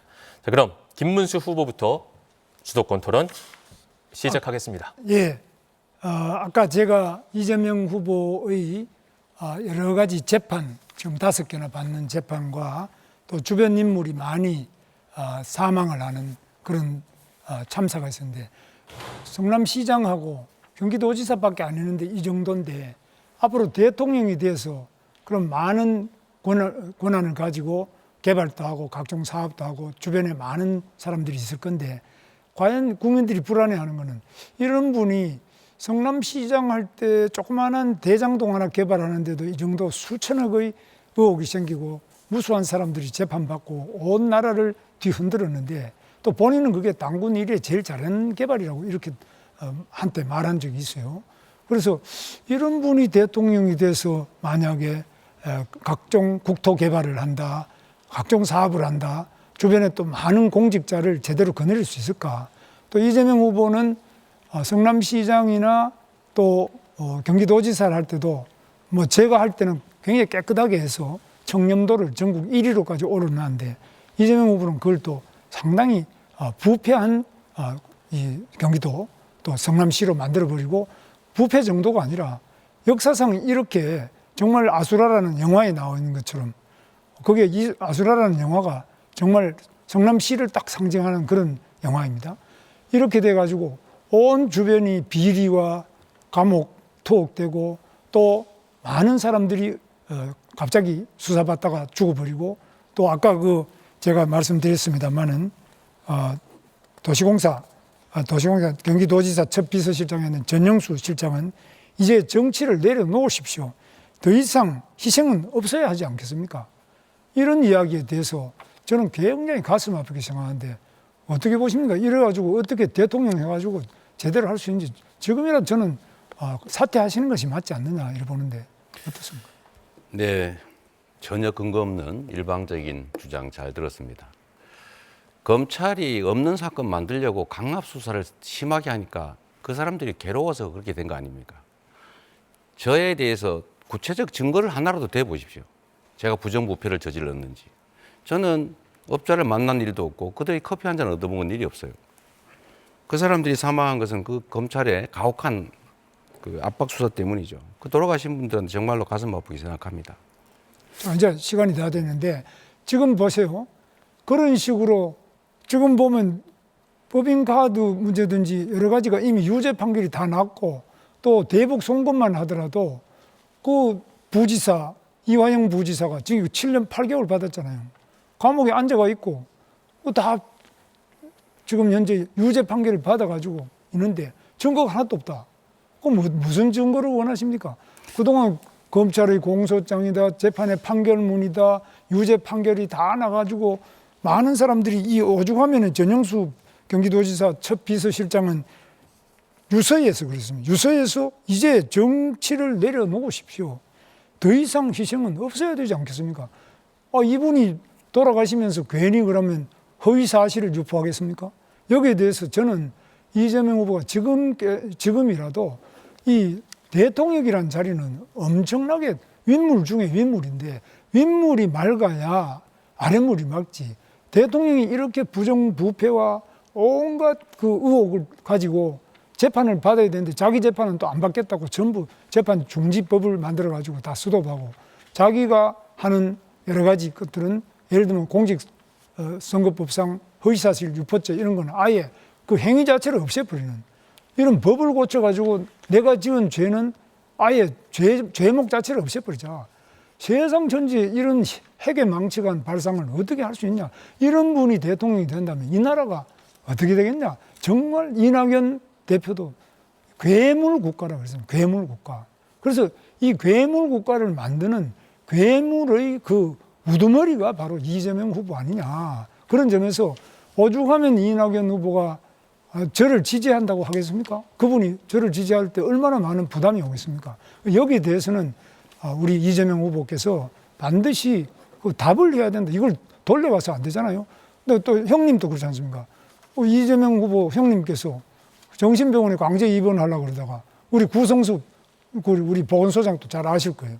그런 분들이 다 그냥 안 된다고 했는데, 그래 무리하게 하다가 결국은 형님 돌아가셨죠. 그 다음에 또 형수님 보고 그 말린다고 온갖 그 욕을 해가지고 온 가정이 다 어려워졌고 파탄이 나고 이런 상태인데 이것도 못하면서 그 연설 장소가 아니니까 저한테 아니 답변 어떻게 좀 주시죠. 그래가지고 어떻게 대통령이 되느냐. 저는 그런 면에서 국민들이 너무너무 우려하고 제가 우려하는 것이 아니라 이낙연 총리가 오죽하면은 우려를 해서 이렇게 돼 있겠냐. 잠시만 사회자가 개입하겠습니다. 지금 이재명 후보에게 30초 답변 기회를 드려야 되고 2명 이상과 토론을 해야 되기 때문에 먼저 빨리 답변- 답변을 듣고 질문 하나를 하도록 하겠습니다. 이재명 후보 답하시죠. 네, 저한테 부정부패 이미지를 씌우려고 노력하시는데 제가 그 하나 물어보겠습니다. 김문수 후보 그 정치자금 4번인가 3번인가 그 부정자금 받은 걸로 그 캠프에 있는 아주 가까운 사람 다 처벌받았죠. 그렇죠. 그의 부정수지 그 받은 부정해서 수급한 정치자금이 4억이 넘던데 그거 본인은 몰랐다는 이유로 다 처벌을 면했지 않습니까? 본인이 진짜 뭐- 몰랐어요. 그럼 부하들이 다 그 책임을 지면 그 김문수 후보님 주장에 의하면 연대 책임으로 당연히 책임을 져야 되는 거 아닙니까? 아니, 제가 알지도 못하는 일에 대해서 왜 제가 책임을 져야 됩니까? 제가 근데 잠시 문제가- 사회자가 개입하겠습니다. 시간이 남지 않아서 한 명에게 더 질문을 하고 답을 들어야 예, 2명 이상 토론이 가능합니다. 제가 문제가 있다면 당연히 처벌받았겠죠. 제가 안 처벌받으면 자꾸 저 처벌로인데 우리 이준석 후보는 어떻게 보십니까 이 문제? 그러니까 방금 전에 이재명 후보가 측근들이 문제가 있으면 나도 문제가 있는 것이냐 이렇게 하셨기 때문에 본인들 측근들이 이제 문제 생기시면은 똑같은 논리로 이제 타격받으실 텐데 그냥 급급해가지고 안 말씀하신 것 같습니다. 실제로 이재명 후보 문제 많죠. 네, 구추 사용할 수 있습니다. 네, 그래서 지금 이렇게 본인이 이렇게 전 세상이 다 아는 문제를 딱 잡아떼는 거 이거는 대통령 자격이 없다고. 네, 주어진 시간 모두 사용했습니다. 이어서 이준석 후보 주도권 토론 시작합니다. 예, 이재명 후보님 그 헌법 8조 잘 아시죠?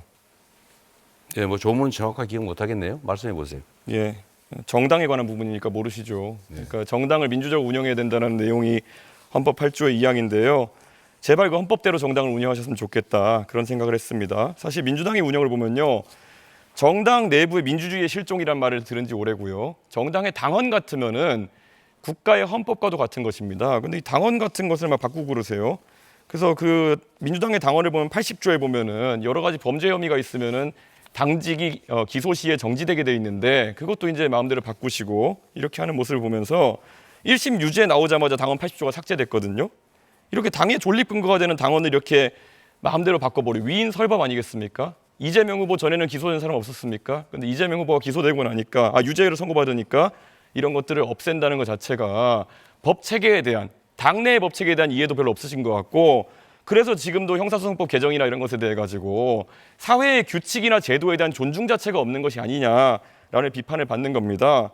어떻게 보십니까? 앞으로 이런 법률이나 개헌을 진행하는 데 있어서 본인이 관련된 부분은 좀 회피하시고 이렇게 하실 의향이 없으십니까?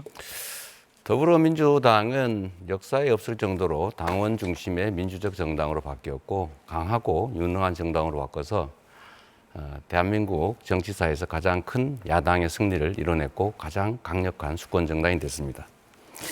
남의 당 얘기하기보다는 개혁신당은 그 허은하 대표를 그렇게 강제적으로 조치를 하지 않았습니까? 또 김용남 의원도 개혁신당 아닌가요? 그리고 그 당내 자금 사용 관련해서 부패 혐의로 고발당하고 그랬던 것으로 시간 아는데 지났는데요. 예. 어쨌든 그런 점도 살펴보시기 시간 바랍니다. 지났다니까요. 예. 뭐 허은하, 김용남 그렇게 좋으시면은 허은하 의원님이 말씀하신 거 제가 이재명 대표에 대해 평가한 거 읽어드리면요. 매표 포퓰리즘 하는 사람이다. 한국판 차베스다. 김용남 의원은요. 이재명은 대통령커녕 성남시장의 자격도 없다. 경기도민이 낸 세금으로 횡성 한우보다 더 맛있다는 횡령 한우를 사 먹었으면 죄값을 치러야 된다. 뭐 이런 부분도 반영해가지고 같이 데려가셨으면 좋겠다. 이런 말씀드립니다. 그리고 계속 이제 질문에 질문으로 답하시는 아주 안 좋은 그런 어떤 태도가 있으신데요. 지난번에도 똑같았지만은 이제 국민들이 그 수법 잘 알 테니까 자제해 주셨으면 합니다. 오늘 또 이 토론이 있는 날에도 제가 알기로는 이재명 후보님 재판, 공판 준비기일이 있었던 걸로 알고 있습니다. 법인카드 사적 유용 혐의에 대해서 재판 공소장을 보니까 흥미로운 대목이 있습니다. 많은 분들이 뭐 10만 원 때문에 그러냐 그렇게 하는 분들인데 그거는 공직선거법에 대한 부분이고요. 지금 재판받는 거 보면은 2019년부터 2021년 10월까지 과일만 2,791만 원 정도 법인카드로 사셔가지고 사적 유용 때문에 재판받고 계신 거거든요. 259번 과일을 사주셨는데 2,791만 원 어치 드렸어요. 과일이 평균 가격을 보니까요. 뭐 종류가 다양하겠죠. 1kg에 10,000원 정도 하던데요. 이 기준이라면은 2,800만 원어치의 과일을 2년 동안 드셨으면은 2.8톤입니다. 혹시 집에 뭐 코끼리 같은 거 키우십니까? 사람이 어떻게 이렇게 많은 과일을 집에서 이렇게 법인카드로 결제할 수 있는지 혼자 드신 겁니까? 아니면 어떻게 하신 겁니까? 궁금합니다. 대답할까요? 예. 네. 그래서 엉터리라는 거예요. 그거는 제가 쓴 일도 없고 그 쓰는 거 본 일도 없고 실무부서에서 과일 거래를 했다는데 그걸 제가 어떻게 합니까? 그걸 전부 제가 횡령을 했다, 지시를 했다, 알고 그랬다라고 기소를 했는데 그게 바로 엉터리 기소라는 뜻이고요. 그 사건에서는 제가 그걸 지시한 것으로 보여진다라고 기소를 했는데 그런 근거 자료가 한 개도 없어요. 그래서 엉터리 조작 기소다 이렇게 얘기하는 겁니다. 자, 그러면은 이런 재판에 대해 가지고 사실 대선 후보로서 예전에 민주당에서 홍준표 자유한국당 대선 후보를 공격할 때 성완종 리스트 판결이 그때 2심까지 나왔었기 때문에 당선되어도 재판 받아야 되는 거 아니냐. 그래가지고 그때 하도 공격하니까 홍준표 후보께서 이렇게 얘기하셨어요. 만약에 대법원에서 재판 받아서 유죄 나오면은 내가 극단적인 선택까지 검토하겠다. 이렇게 하면 재판 받겠다는 의지를 보여줬거든요. 이재명 후보는 재판 받을 의지를 보여주실 생각이 없습니까? 무죄를 확신하시는 거 아닙니까? 조작 기소라면서요. 너무 많은 기소를 해놓고 성남 FC 사건 같은 경우는 제가 직접 한 건 아니고 지금 직원들이 기소되어 있는데 증인이 478명이에요. 그 재판 매일 해도 2년 걸립니다. 그런 재판들을 마구 기소해놓고 이 검찰 국가가 이렇게 난폭하게 정치 탄압을 했잖아요. 그리고 당신은 기소됐으니까 죄인이다. 고발당했으니까 피의자다. 이런 식으로 하는 거는 국민의힘이 주로 하던 수법인데 예, 시간 다 우리 됐습니다. 이준석 후보는 좀 자제해 주시면 좋지 않을까 싶어요. 그런데 뭐 사실 그렇게 따지면 홍준표 후보는 얼마나 억울하셨겠습니까? 최종적으로 무죄인 사건이었는데 그런데도 떳떳하게 나는 재판을 받아서 실제로 극단적인 선택할 정도로까지 내가 책임지겠다라고 했는데 이재명 후보는 그거 안 하겠다는 말씀을 지금 돌려서 하시는 거 아니겠습니까? 자, 그리고 권영국 후보님께 좀 여쭤보겠습니다. 네. 권영국 후보님, 그 사실 이재명 후보님이 사실 가족 간의 그런 어떤 좀 특이한 대화나 이런 걸 하셔가지고 문제되신 건 아까 사과하시고 이렇게 했었는데요. 가장 또 놀라는 것이 혹시 정의당의 그러니까 민주노동당 기준으로 여쭤보고 싶은 게 만약에 어떤 사람이 여성에 대해 가지고 얘기할 때 여성의 어떤 성기나 이런 곳에 젓가락을 꽂고 싶다 이런 얘기를 했다 그러면 이거는 여성 혐오에 해당합니까? 아닙니까? 그건 뭐 답변하지 않겠습니다. 민주노당 저는- 기준이 없습니까? 이런 성폭력적인 있죠. 발언에 대해서? 그건 있죠. 그러나 지금 이걸 묻는 취지는 잘 모르겠는데요. 기준은 매우 엄격합니다. 매우 문제가 되는 우리는- 발언입니까? 아닙니까?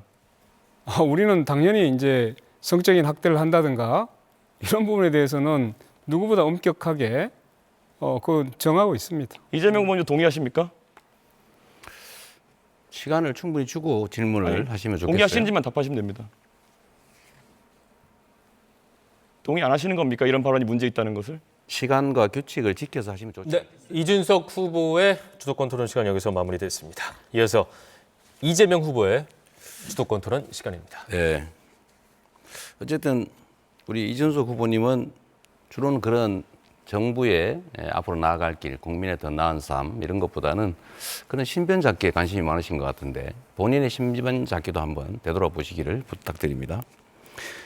권영국 후보님, 제가 이 얘기 한번 나눠보면 좋겠어요. 저는 권영국 후보님께서 저는 개인적으로 잘 아잖아요.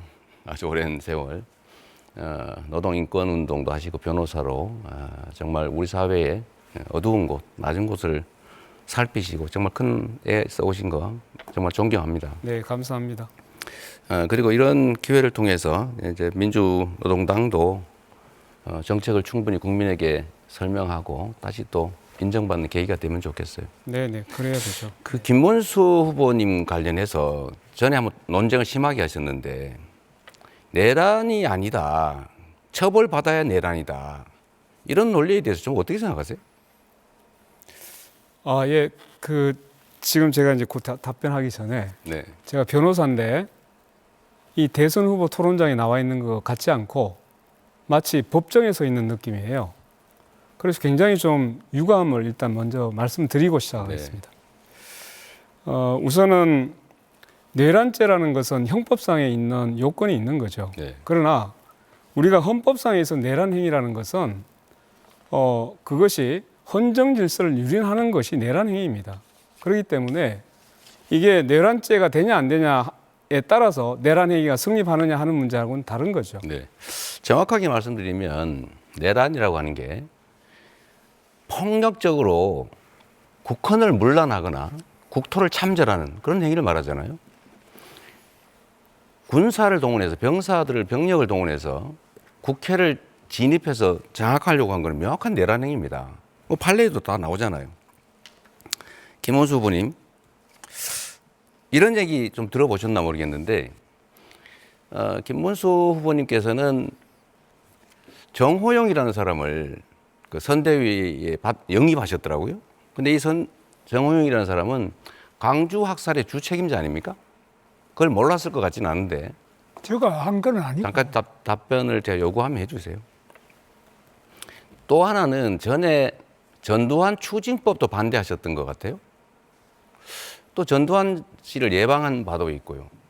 또 최근에는 내란 수계 윤석열 대통령의 핵심 중에 핵심 측근 윤상현을 공동선대위원장으로 또 받았다가 내부 분란 때문에 그만둔 것 같습니다.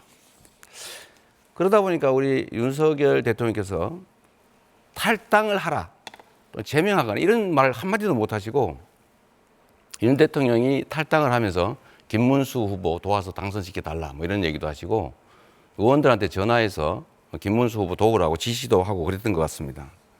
이런 걸 보면 김문수 후보는 내란 세력 그 자체, 그 이론 또는 최소한 내란 세력을 비호하는 비호 세력으로 보여요. 그래서 이런 의문들이 있습니다. 김문수 후보는 윤석열 아바타다. 김문수 후보가 당선이 되면 상황 윤석열이 즉 반란 수계가 귀환한다. 그런 걱정을 하는 사람들이 있는데 이에 대해서 어떻게 생각하십니까? 전혀 근거 없는 말씀을 하시고 있고요. 제가 그 말씀을 그대로 말씀드리면 우리 이재명 후보야말로 부패, 부정, 비리, 범죄의 우두머리. 바로 그 비판을 벗어날 수가 없고 그러한 비판을 받을 수밖에 없는 것은 이건 다 이 재판에서 나와 있는 거고요. 다 공소장이나 판결문에 나와 있는 네, 거고. 충분히 들었습니다. 저에 대한 거는 그냥 네. 주장입니다. 자, 하나 또 물어볼게요. 네. 우리가 민주당이 군사 쿠데타 이런 뭐 또는 학살, 고문 이런 반인권 범죄, 국가 폭력 범죄에 대해서는 공소시효를 배제해서 낫지 처벌하는 것처럼 그가 살아있는 한 반드시 처벌하자. 이런 법을 만들었더니 국민이 반대했고 심지어 거부권 행사했거든요. 이런 법에 대해서 거부권 행사하실 겁니까? 저는 그러한 취지의 법이라면 당연히 제가 앞장서서 오히려 할 겁니다. 저는 오히려 지금 이재명 후보 같이 이렇게 많은 재판을 받는 분이 다 자기 재판 안 받도록 하고 또 그 재판하는 대법원장까지도 탄핵, 특검, 청문회 부르는 이런 분이야말로 정계를 영구 은퇴시키도록 법을 발의해서 반드시 통과시키도록 하겠습니다. 네, 감사드립니다. 뭐 입장이 다르더라도 좋은 일을 같이 하는 것은 바람직하죠. 하나 더 여쭤보겠습니다. 내란 행위에 대해서 지금 구속돼 가지고 재판을 받고 있잖아요. 저는 뭐 우리 국민들이 그날 밤에 두 눈을 뜨고 똑똑히 봤기 때문에 이건 내란 행위를 부정하는 것은 불가능하다고 봐요. 이 내란죄로 유죄를 받으면 윤석열 전 대통령 사면하실 겁니까? 거기에 대해서는 전혀 맞지 않는 질문을 하고 있습니다. 전혀 아직 재판 이제 시작한 사람을 보고 벌써 사면할 거냐 이런 문은 그런 질문은 성립하지도 않고 맞지 않는 질문입니다. 오히려 그러면 제가 이제 묻습니다. 그럼 이재명 후보가 대통령이 되면은 자기가 지은 죄에 대해서 5가지 지금 재판받는 거 전부 셀프 사면할 겁니까? 그건 이론적으로 불가능하죠. 자, 하나 마지막으로 묻겠습니다. 제가 저번에도 물었는데 윤석열과 단절하겠느냐 끝까지 대답 안 했거든요. 정말로 윤석열과 단절 안 할 겁니까? 윤석열 대통령은 이미 탈당해서요. 저하고 단절이 아니라 뭐 아무 관계가 없습니다. 그래서 이미 본인이 스스로 다 당을 떠나고 스스로 아무렇게 말을 돌리지 안 하고 마시고 있거든요. 지금도 관계가 있는데 단절할 거냐를 물었습니다. 단절이 아니라 이미 없는데 뭐 단절을 있어야 단절을 하는데 없습니다. 뭐 무슨 관계가 있어야 단절을 안 하겠다, 회피하겠다 이렇게 저는 단절이라는 이해하겠습니다. 거는 누가 관계가 있을 때 단절하는 건데 네, 이재명 후보의 주도권 토론 시간 여기서 마무리하겠습니다. 이어서 권영국 후보 주도권 토론 시작하시죠. 네, 참 안타깝습니다. 김문수 후보께서는 토론 시간 낭비하는 우두머리 같다는 느낌이 듭니다.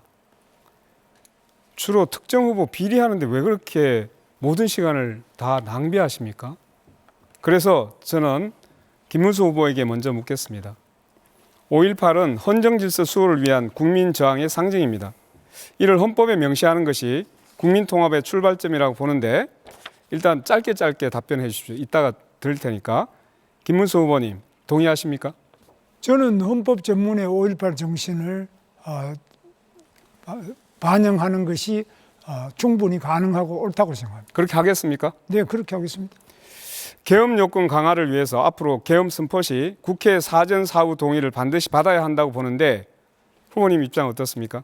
저는 뭐 계엄에 대해서는 아예 가장 큰 피해자입니다. 권영국 후보 이상으로 여기 있는 누구보다 제가 그러니까 계엄의 큰 피해자이기 때문에 답변을 먼저 하시죠. 계엄은 기본적으로 군사상의 여러 가지 조치이기 때문에 경찰력으로 안 될 때만 계엄을 해야지 계엄 네. 자체가 발동되면 자, 안 돼요. 그만하시고 네. 평시 계엄을 얘기한 겁니다. 네. 사전 동의, 사후 동의에 대해서 강화할 생각이 있습니까? 없습니까? 국회 동의보다는 기본적으로 계엄 자체를 발동하는 것은 매우 엄격하게 제한돼야 된다고 생각합니다. 네, 역시 동의에 대해서는 별로 의사가 없다. 이런 국회가 여러 가지 말씀으로 정치적으로 보이겠습니다. 악용할 수 네. 있기 때문에 자, 제가 또 하나 묻겠습니다. 네.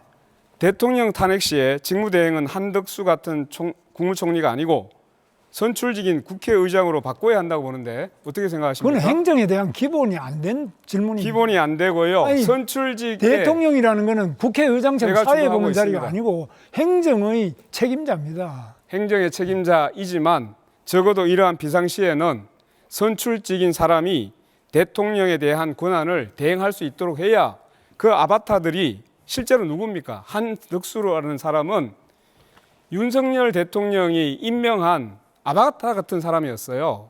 제2의 윤석열이었단 말이죠. 이런 사람에 대해서 계속적으로 권한 대행하게 되면 국민들이 얼마나 스트레스 받았습니까? 그래서 바꿔야 되는 거 아닙니까? 권영국 후보님이 그렇게 헌법에 대해서 그렇게 멀리 이해한 분이 어떻게 변호사가 되는지 저는 이해할 수가 없습니다. 헌법을 모르다니요. 그건 말을 좀 아니 헌법에 그런 게 가려서 어디 하십시오. 헌법에 그 대행한다는 그런 게 어디 있습니까? 그것은 헌법에 아니 대통령이 유고되면은 국회의장이 대행한다는 게 우리나라 헌법이나 자, 어느 헌법에 있습니까? 대통령 잠깐만 기다리십시오. 대통령은 민주적 정당을 가지고 있습니다. 그것은 선출직이기 때문에 그렇습니다. 그러나 적어도 권한 대행은 민주적 정당성이 없는 사람입니다. 그걸 유념하시기 바랍니다. 국회의장이 자, 그만 그러면 예, 뭐 그만 정당- 묻겠습니다. 자, 다음에 다시 묻겠습니다. 네. 시간이 많지 않기 때문에 저는 정책을 묻겠습니다. 일단 이재명 후보님께만 네. 묻겠습니다. 그 기후 재난은 이미 현실입니다. 네, 중동 사막 도시에 폭설이 내리고 세계 주요 도시 기온이 50도까지 치솟습니다. 네, 어리와 떼줌을 당하고 있잖아요. 네. 자, 그럼 이번에 개헌을 하면 87년 개헌 이후 38년 만입니다. 네. 그동안 수많은 변화가 있었는데 그 중에서도 가장 큰 변화는 전 인류적인 기후 위기입니다. 따라서 이번에 기후정의 실현 네. 반드시 헌법에 담아야 한다고 생각합니다. 전적으로 공감합니다. 공감하십니까? 약속하시는 거죠? 네, 뭐 저희의 그 개헌 내용에도 들어 있습니다. 헌법 조항에 기후 위기 대응과 자연 생태계 보호, 동물을 포함한 모든 생명체를 보호하는 국가의 의무 조항을 포함해야 된다고도 보는데 여기도 동의하십니까? 네, 그게 가장 중요하죠. 다양성 보장하는 것. 네. 네, 좋습니다. 기후 위기는 보수와 진보의 문제가 아니라 지금 세대와 미래 세대가 하나가 되어 해결할 전 인류적 과제임을 다시 한번 강조해 두겠습니다. 맞는 말씀이십니다. 네네. 또 묻겠습니다. 불평등 타파를 위해서 보다 근본적인 대책이 필요하다고 생각합니다. 네, 세금을 통한 복지 지출을 늘리는 재분배 정책도 중요하지만 시장에서 창출되는 이윤이 공정하게 분배되는 것이 1차적으로 중요합니다. 네, 이윤을 공정하게 분배하자는 것, 그것이 이익 균점권입니다. 네. 아시죠? 네, 재헌헌법에 있었던 것 네네. 같습니다. 이익균정권은 두 가지 분배가 다루어져야 한다고 보는데, 첫째, 기업과 노동자 사이의 분배입니다. 너무 악화되어 있습니다. 두 번째는 대기업과 중소기업 사이의 분배입니다. 네, 중소기업이 우리 전체 기업의 98%, 고용의 88%입니다. 네. 그런데 매출 비중이 35%. 네. 너무 차이가 납니다. 그러다 보니까 대기업, 중소기업 간의 임금 격차가 줄어들지 않고 있습니다. 자, 그래서 이 박정희 정권 때 이익균정권이 헌법에 사라졌거든요. 그렇습니다. 저는 개헌에서 이 불평등 타파를 위한 대책으로서 이익균정권을 복원해야 된다고 생각합니다. 혹시 저는 이렇게 이익균정권 복원을 생각하는데, 이런 불평등 타파를 위해서 헌법에 들어갔으면 하는 대책이 있으면 하나만 말씀해 주시죠. 시간을 조금 주시면, 일단은 우리 사회의 모든 문제의 원천은 불평등 양극화입니다. 그리고 이걸 기존에 있는 것을 교정하는 방식으로는 수정이 어렵죠. 그거는 사회주의 국가화 되지 않나 쉽지가 않습니다. 그래서 저는 새로운 성장 영역에서는 기회니까 성장의 기회, 그 결과물의 배분을 좀 더 공정하게 할 필요가 있다고 보는데, 헌법 조문에 이익균정권이라고 하는 걸 넣는 것은 아마 엄청난 사회적 경론이 벌어지지 않을까 싶어요. 저는 네. 바람직한 방향이긴 한데 현실적으로 쉽지 않을 거다, 네, 그런 끝까지 생각이 듣겠습니다. 이익균정권을 도입했을 때는 충분히 검토가 되어 있기 때문에 헌법에 도입됐던 것으로 보입니다. 그렇기 때문에 일단 기본적으로 우리 사회 가장 핵심적인 문제, 불평등 타파에 대한 개헌 네. 내용이 반드시 포함되어야 된다라는 말씀을 드립니다. 네. 자, 이준석 후보에게 묻겠는데 시간이 좀 다 돼버렸네요. 시간이 교사 남지 않아서, 공무원 네. 정치기본권, 이 내용이 있어서 묻게 됐는데, 저는 네, 주도권 토론 시간 여기서 마무리하도록 하겠습니다. 첫 번째 주도권 토론은 여기서 마치고요. 여러분께서는 지금 중앙선거방송토론위원회가 주관하는 제21대 대통령 선거 후보자 토론회 시청하고 계십니다. 공약 검증 토론 두 번째 주제, 외교 안보 정책입니다. 지금 토론회가 지금까지는 정치 얘기에 집중이 됐는데, 부디 이번 토론에서는 해당 주제 외교 안보에 집중해 주시기를 당부드립니다. 북한의 핵 위협과 미중 갈등 고조, 또 국제 질서의 불안정 등으로 우리 외교 안보 역량이 시험대에 올랐습니다. 급변하는 국제 정세 속에서 우리 안보와 국익을 지키기 위한 각 후보의 공약 들어보겠습니다. 시간은 1분 30초입니다.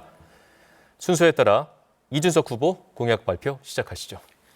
지난 몇 년간 우리 국민은 대통령의 해외 순방 소식만 들어도 불안하고 부끄러운 마음을 감추지 못했습니다. 국제 무대에서 말 한마디 못하고 서 있거나 조는 모습으로 조롱거리가 되기도 했고, 바이든 날리면 같은 실언은 국제적인 수치를 초래했습니다. 한국 대통령이 미국 대통령 앞에서 아메리칸 파이 부른다고 한미동맹이 강해지지 않습니다.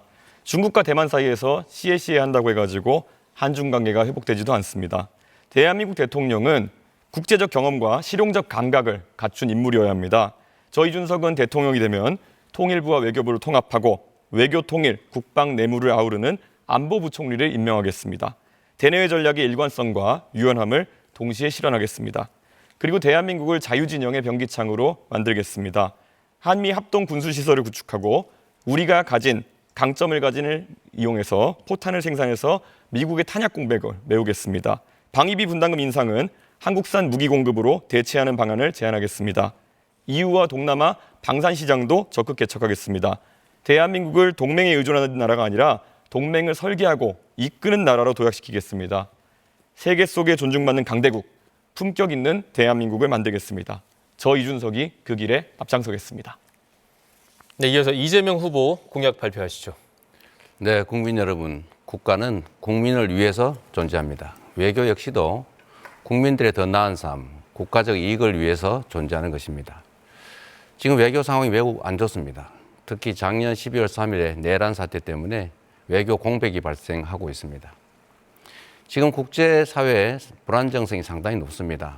우선은 미국의 보호주의, 자국 우선주의, 그리고 러시아의 군사력 강화, 중국의 군사력 강화, 러시아의 북한 접근, 또 일본과의 관계 등등 상당히 매우 복잡합니다. 저는 대한민국 외교의 근간은 한미동맹이라고 생각합니다. 한미동맹을 실질적으로 포괄적으로, 점진적으로, 미래지향적으로 발전시켜야 되는 것은 맞습니다. 그리고 그 기초 위에 한미일 협력도 필요하죠. 한미일 협력의 내용은 당연히 안보, 기술, 문화, 환경 뭐 등 여러 가지 있을 겁니다. 그리고 중국과 러시아의 관계를 도외시하면 안 됩니다. 매우 중요한 한 부분이기 때문에 적정하게 잘 관리할 필요가 있다. 지금처럼 불필요하게 적대화할 필요는 없겠다고 생각을 합니다. 그리고 한반도의 평화와 안정이 매우 중요합니다. 대한민국의 군사력 수준은 세계 5위, 그리고 대한민국의 국방비가 북한의 GDP 2배에 달합니다. 이런 강력한 군사력 위에 대화, 협력, 평화가 꼭 필요합니다. 네, 다음은 권영국 후보입니다. 네, 국민 여러분, 이제 군대는 극우 이념이 아니라 합리성과 헌법 정신으로 통제되어야 합니다. 저는 민간인 국방장관을 임명하고 육군사관학교 중심의 폐쇄적 엘리트 파벌을 과감히 해체하겠습니다. 시민 통제가 구현되는 민주주의 수호군, 인권의 군대를 만들겠습니다. 평시 군사법원은 완전히 해체하여 그 기능을 일반 법원으로 이관하겠습니다. 내란의 주축이었던 국군 방첩사령부를 해체하겠습니다. 권력자가 외부의 위협을 과도하게 부풀리거나 자의적으로 무력을 사용하는 것을 막기 위해 절제된 국방 통제 체계를 확립하겠습니다. 한반도 위기를 조장하는 힘의 과실을 근절하고 북풍의 공포가 두 번 다시 반복되지 않도록 하겠습니다. 저는 한국형 모병제를 5년 안에 정착시키겠습니다. 군의 직업주의를 확대하여 청년에게 시간을 돌려드리겠습니다. 평화가 경제입니다. 평화가 일자리입니다. 기후와 평화를 근간으로 하는 한반도 평화 경제권을 조성하겠습니다. 미국과 북한이 수교를 맺는 장면을 만들어낼 것입니다. 활발한 교류를 기반으로 한반도 평화를 구현해내겠습니다. 그리고 대립이 아닌 이제 서로 대화로 이끌어내도록 하겠습니다. 감사합니다. 네, 마지막으로 김문수 후보 공약 발표하시죠. 북한의 김정은 독재 체제가 핵 무기와 미사일 도발로 우리들의 생명과 재산을 위협하고 있습니다. 주한미군 철수와 한미동맹 해체를 주장하는 세력이 대한민국 안에서 우리나라를 흔들고 있습니다. 북한의 핵 위협을 멈추게 하려고 국제사회까지 나서서 한마음으로 결의했습니다. 유엔 대북 제재가 무색하게도 불법 대북 송금 범죄가 일어났습니다. 이재명 후보가 경기도지사 재임 시 이화영 부지사를 통해서 100억 원의 돈을 불법으로 북한에 준 죄로 징역 7년 8월의 무거운 처벌을 받고 지금 감옥에 있습니다. 여기에 대해서 지난 5월 9일 날 미국 워싱턴 한인 회장 제임스 신 목사가 100억 원의 비밀 대북 송금 혐의에 대해서 이재명 후보를 미국 재무부, 국무부, 유엔 안보리에 공식 고발했습니다. 앞으로 조사가 될 것으로 보고 있습니다. 그 많은 돈을 북한 김정은과 일가의 배를 불리고 우리를 위협하는 핵과 미사일로 돌아오게 하고 있습니다. 저 김문수는 그들과 다른 투명하고 당당한 남북관계를 만들겠습니다. 한미동맹을 축으로 핵 억제력을 강화해서 우리 방어력을 키우겠습니다. 힘의 균형으로 어떤 위협에도 흔들리지 않는 대한민국을 만들겠습니다. 네, 후보들의 공약 잘 들었습니다. 이제 주도권 토론 시간으로 들어가 보겠습니다. 마찬가지로 시간은 6분 30초입니다. 명심할 부분은 2명 이상과 반드시 토론을 해야 되고 답변 시간 30초를 보장해야 됩니다. 다시 말씀드리자면 내 남은 시간이 28초라면 원칙적으로 질문을 할 수 없다는 점 말씀드립니다. 자, 그럼 이준석 후보부터 주도권 토론 시작해 봅니다. 예, 이재명 후보는 요즘 그 부산의 HMM 이전 관련해서 얘기 많이 하고 계시는데요. 그 HMM의 전신이 어떤 회사죠? 부산에 HMM을 우리가 유치하겠다고 하는 것은 부산이 북극 항로가 개발될 경우에 해운 항만의 중심 도시가 되기 때문입니다. 그래서 우리는 해수부를 부산으로 옮기고. 아니, HMM의 전신을 물었는데 왜 답변 안 하십니까? 그 규칙을 좀 지켜가시면 안 될까요? 제가 답변할 시간을 할애됐으면 제 답변할 때는 가만히 좀 계시면 안 되겠습니까? 질문에 답을 안 하고 엉뚱한 걸 하고 답을 하는 중이잖아요. 자꾸 이런 식으로 다른 사람 발언에 끼어들거나 규칙을 어기는 거는 좀 사회자께서 제지해 주시면 좋겠어요. 네, 정해진 답변을 원칙적으로 하지 않는 답변 것도 시간 제지해 줘야 30초가 됩니다. 보장된다는 점은 아까 말씀드립니다. 15초 남았으니까 마저 할게요. 네. 어쨌든 부산을 해운 항만의 중심 도시로 만들어야 됩니다. 그리고 그 중에 해운 물류회사를 부산으로 집중시키는 게 매우 도움이 된다. 그래서 HMM을 부산으로 보내겠다. 그리고 HMM은 현대상선이죠, 아마도. 현대상선일 텐데 현대상선의 시간 지났습니다. 이제 HMM이 현대상선이 전신인데요. 과거에 2000년대 초에 대북 사업하다가 2억 달러 정도 이렇게 자금이 사용돼 가지고 기업이 휘청거린 적이 있습니다. 이게 요즘 같으면 대북 송금으로 크게 문제되는 일입니다. 그렇기 때문에 이런 것들을 중요하게 다뤄야 되는데요. 방금 전에 김문수 의원님 말씀한 것처럼 쌍방울의 대북 송금 때문에 지금 이재명 후보 굉장히 곤란을 겪고 있는데요.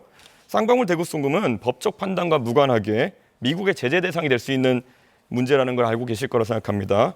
대통령이 되신다 하더라도 미국 입국이 제한될 수 있는 문제입니다. 이민법 212조에 따라 가지고 제한될 수 있는데 사실 뭐 이런 문제가 있기 때문에라도 외교에서 이재명 후보가 굉장히 불리한 상황에 놓이게 될 것이다라는 건 자명하고요.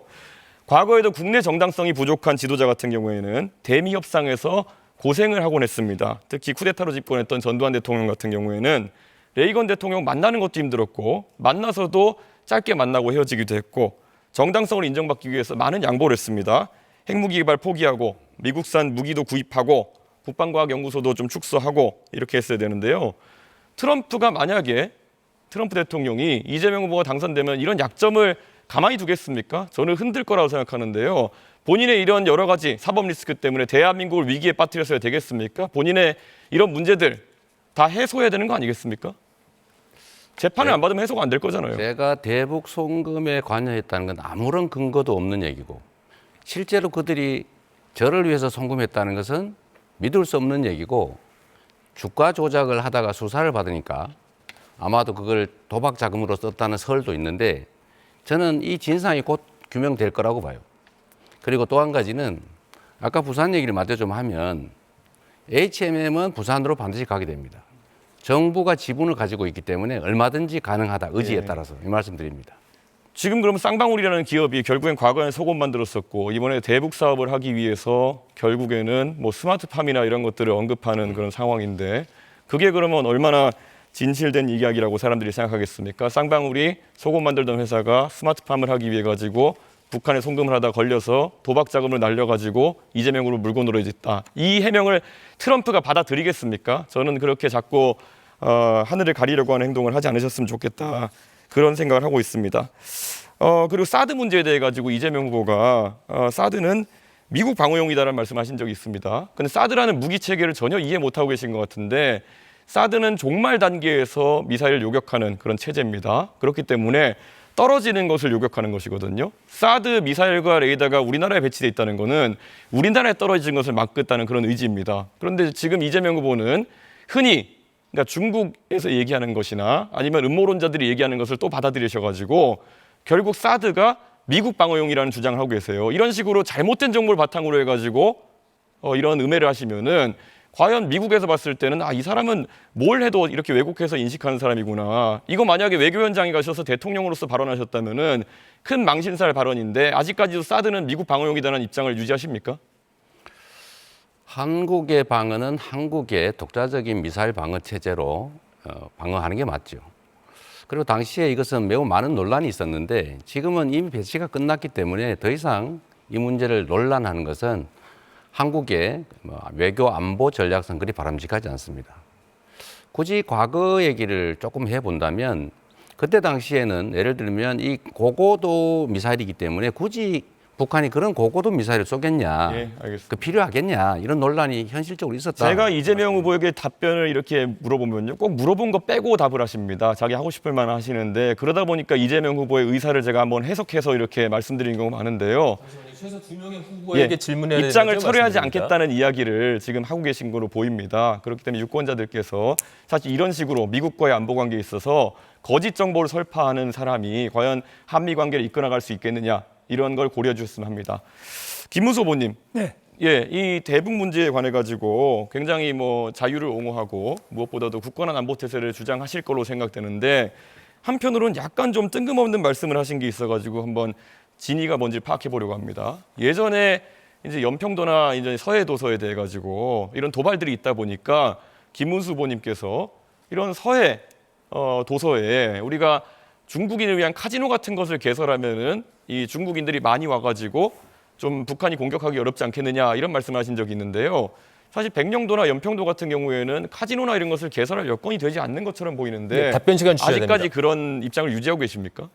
뭐 그때 그 이야기에서 지금 또 우리나라에 외국인들이 많이 관광을 오고 또 우리 미군이 주둔하고 이런 것들이 우리 방어력의 중요한 일부를 이루고 있다고 생각하고 있고요.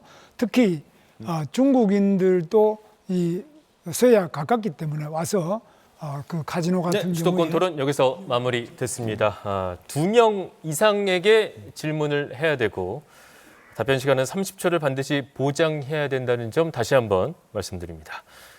이재명 후보, 이제 주도권 토론 시작하시죠. 네. 국민 여러분, 외교와 안보는 국가의 존립, 그다음에 국가의 더 나은 미래를 위해서 반드시 정말 존중해야 되는 또 섬세하게 대처해야 되는 중요한 부분입니다. 즉흥적으로 기분에 따라서 진영의 편을 들어서 우왕좌왕한다든지 감정적인 표현을 한다든지 이러면 매우 위험해진다라는 말씀을 먼저 드립니다. 우리 권영구 후보님, 네. 저는 이 안보라고 하는 것을 이렇게 생각해요. 싸워서 이기는 건 하책이다. 다 부서지고 엄청나게 살상당하고 난 다음에 이기면 뭐 하겠냐. 뭐 지는 것보다는 낫겠죠. 그다음 그거보다는 나은 게 싸우지 않고 이기는 거죠. 그러나 이것도 중책에 불과합니다. 진짜 중요한 것은 싸울 필요가 없는 상태를 만드는 거죠. 그걸 소위 평화 상태라고 합니다. 그런데 지금 국민의힘 정권 또 국민의힘 인사들을 보면 힘 자랑을 많이 하려고 해요. 말씀드린 것처럼 대한민국의 군사력 수준은 세계 5위고 한미 동맹이라고 하는 강력한 또 지지가 있죠. 그러면 이 강력한 군사력과 국방력을 가지고 계속 겁을 주고 막 싸우려고 할 게 아니라 국방력으로 북한 억지력은 가지되 북한과 대화하고 소통하고 그리고 같이 살 수 있는 공존, 공영의 길을 찾아서 평화롭게 공존하는 게 정말로 중요하지 않습니까? 이걸 우리는 햇볕 정책이라고 주로 불렀는데 좀 어떻게 생각하세요? 네, 제가 이번 대선 기간 동안에 접경지를 두 곳을 들렸습니다. 파주하고 철원입니다. 그런데 그분들이 대남방송 그리고 오물풍선 네.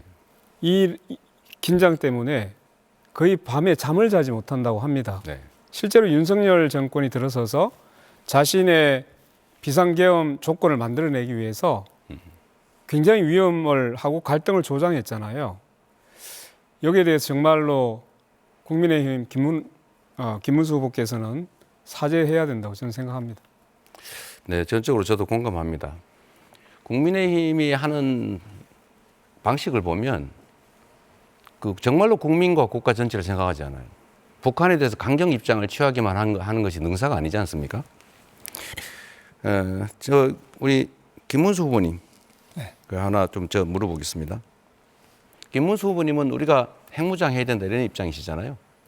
핵무장이라고 핵 균형을 이루어야 된다 이겁니다. 그러니까 핵무장을 그래 해야 균형을 이루죠. 핵무장을 아닙니까? 안 하더라도 한미 또 동맹 핵무장 하자는 겁니까? 하지 말자는 겁니까? 그것은 굉장히 신중하게 한미 동맹의 유지 범위 내에서 해야 됩니다. 그러니까 결론이 뭐야? 하자는 건지 말자는 건지 분명하게 말씀을 해야 다음 논쟁을 하지 않습니까? 그러니까 핵무장을 하자 말자 이런 문제가 아니고 한미 동맹이 가장 중요한 축이고 한미 동맹의 범위 내에서 핵무장을 할 수 있으면 해야 됩니다. 제가 입장은 지금 제가 이제 들은 핵무장 바로는 반대합니다. 우리 김문수 후보님은 매우 과격하시잖아요. 뭐 그런데 저는 핵무장 해야 된다고 여기저기 주장하신 걸로 알거든요. 지금은 아닙니까? 주장한 바 없어요? 핵무장을 하지 말자는 이야기가 아니에요. 제가 다시 말씀드리면 핵무장을 한다고 미국과의 한미 동맹이 깨져버리면 그는 핵무장하는 효과가 없습니다. 그러니까 핵무장 하자는 쪽이잖아요. 아니 그거는 해결하자 이렇게 말할 수가 없어요. 아, 그래요? 그러니까 한미 동맹을 왔다 갔다 하는 게 우리 한미 간의 협의를 알겠습니다. 통해서 할 수 있으면 자, 하도록 이랬다 노력하겠습니다. 저랬다 뭐 핵무장 하자 그랬다가 안 하자 그랬다가 이제 왔다 갔다 하는 게 입장인 것 같아요. 그러면 하나 더 물어보겠습니다. 핵 잠재력 확보를 공약했어요? 그렇습니다. 핵 잠재력 확보가 뭔지 혹시 설명해 줄 수 있어요? 핵 잠재력 확보라는 거는 이제 플루토늄을 재처리한다든지 우라늄 농축을 높인다든지 하는 것, 이것도 한미 원자력 협정에 의해서 제한이 돼 있기 때문에 이 부분을 제가 대통령이 되면 바로 트럼프 대통령 만나서 일본 수준의 재처리 제가 하도록 지금 말씀하신 거 제가 조금 교정을 해드리면 플루토늄을 재처리하는 게 아니고요.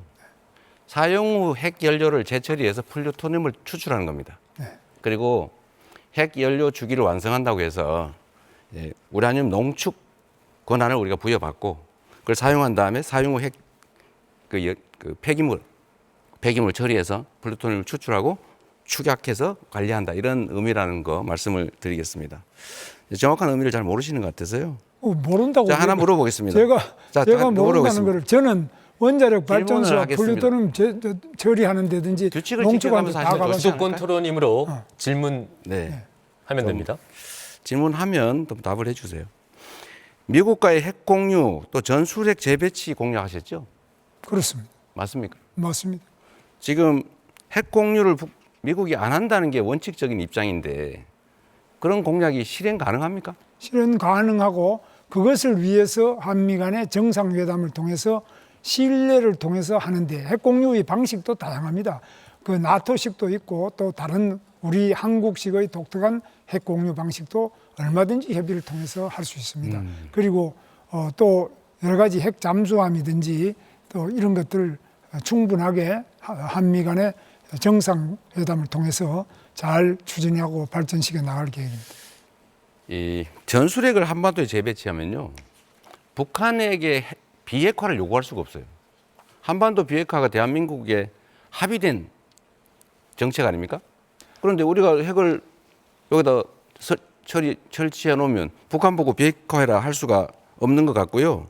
또 한 가지는 지금 한국의 핵무장 시도를 의심을 해가지고 북한이, 미국이 이거 민감 국가를 지정했다는 그런 설도 있는데 이런 식으로 예를 들면 말씀하신 것처럼 핵 잠재력을 확보하겠다 이렇게 얘기를 하면 미국이 계속 의심을 해서 사실은 그런 길도 봉쇄가 되죠.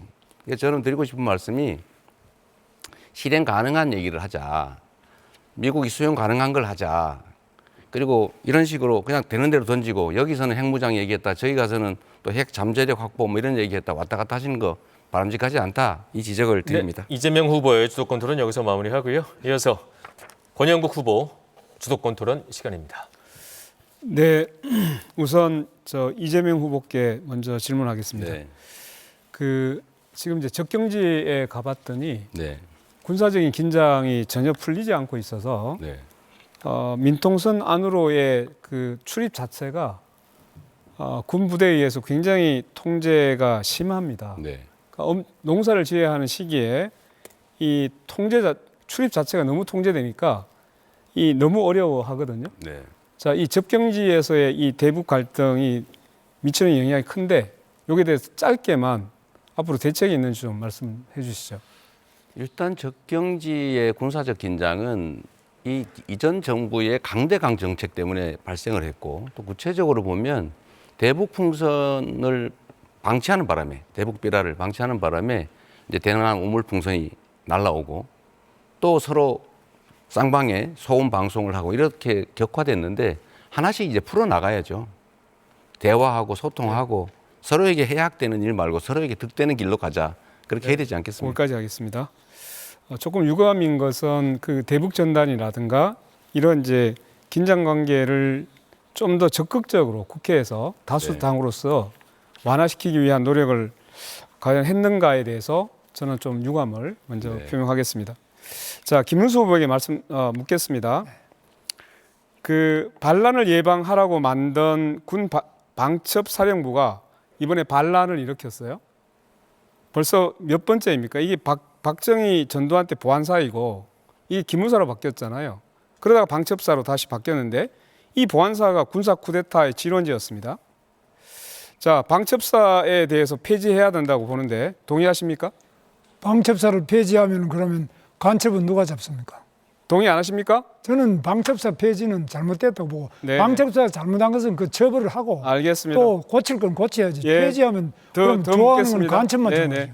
군사정보 수집은 국방정보본부에서 하면 되고 방첩 기능은 군 수사기관이 하면 됩니다.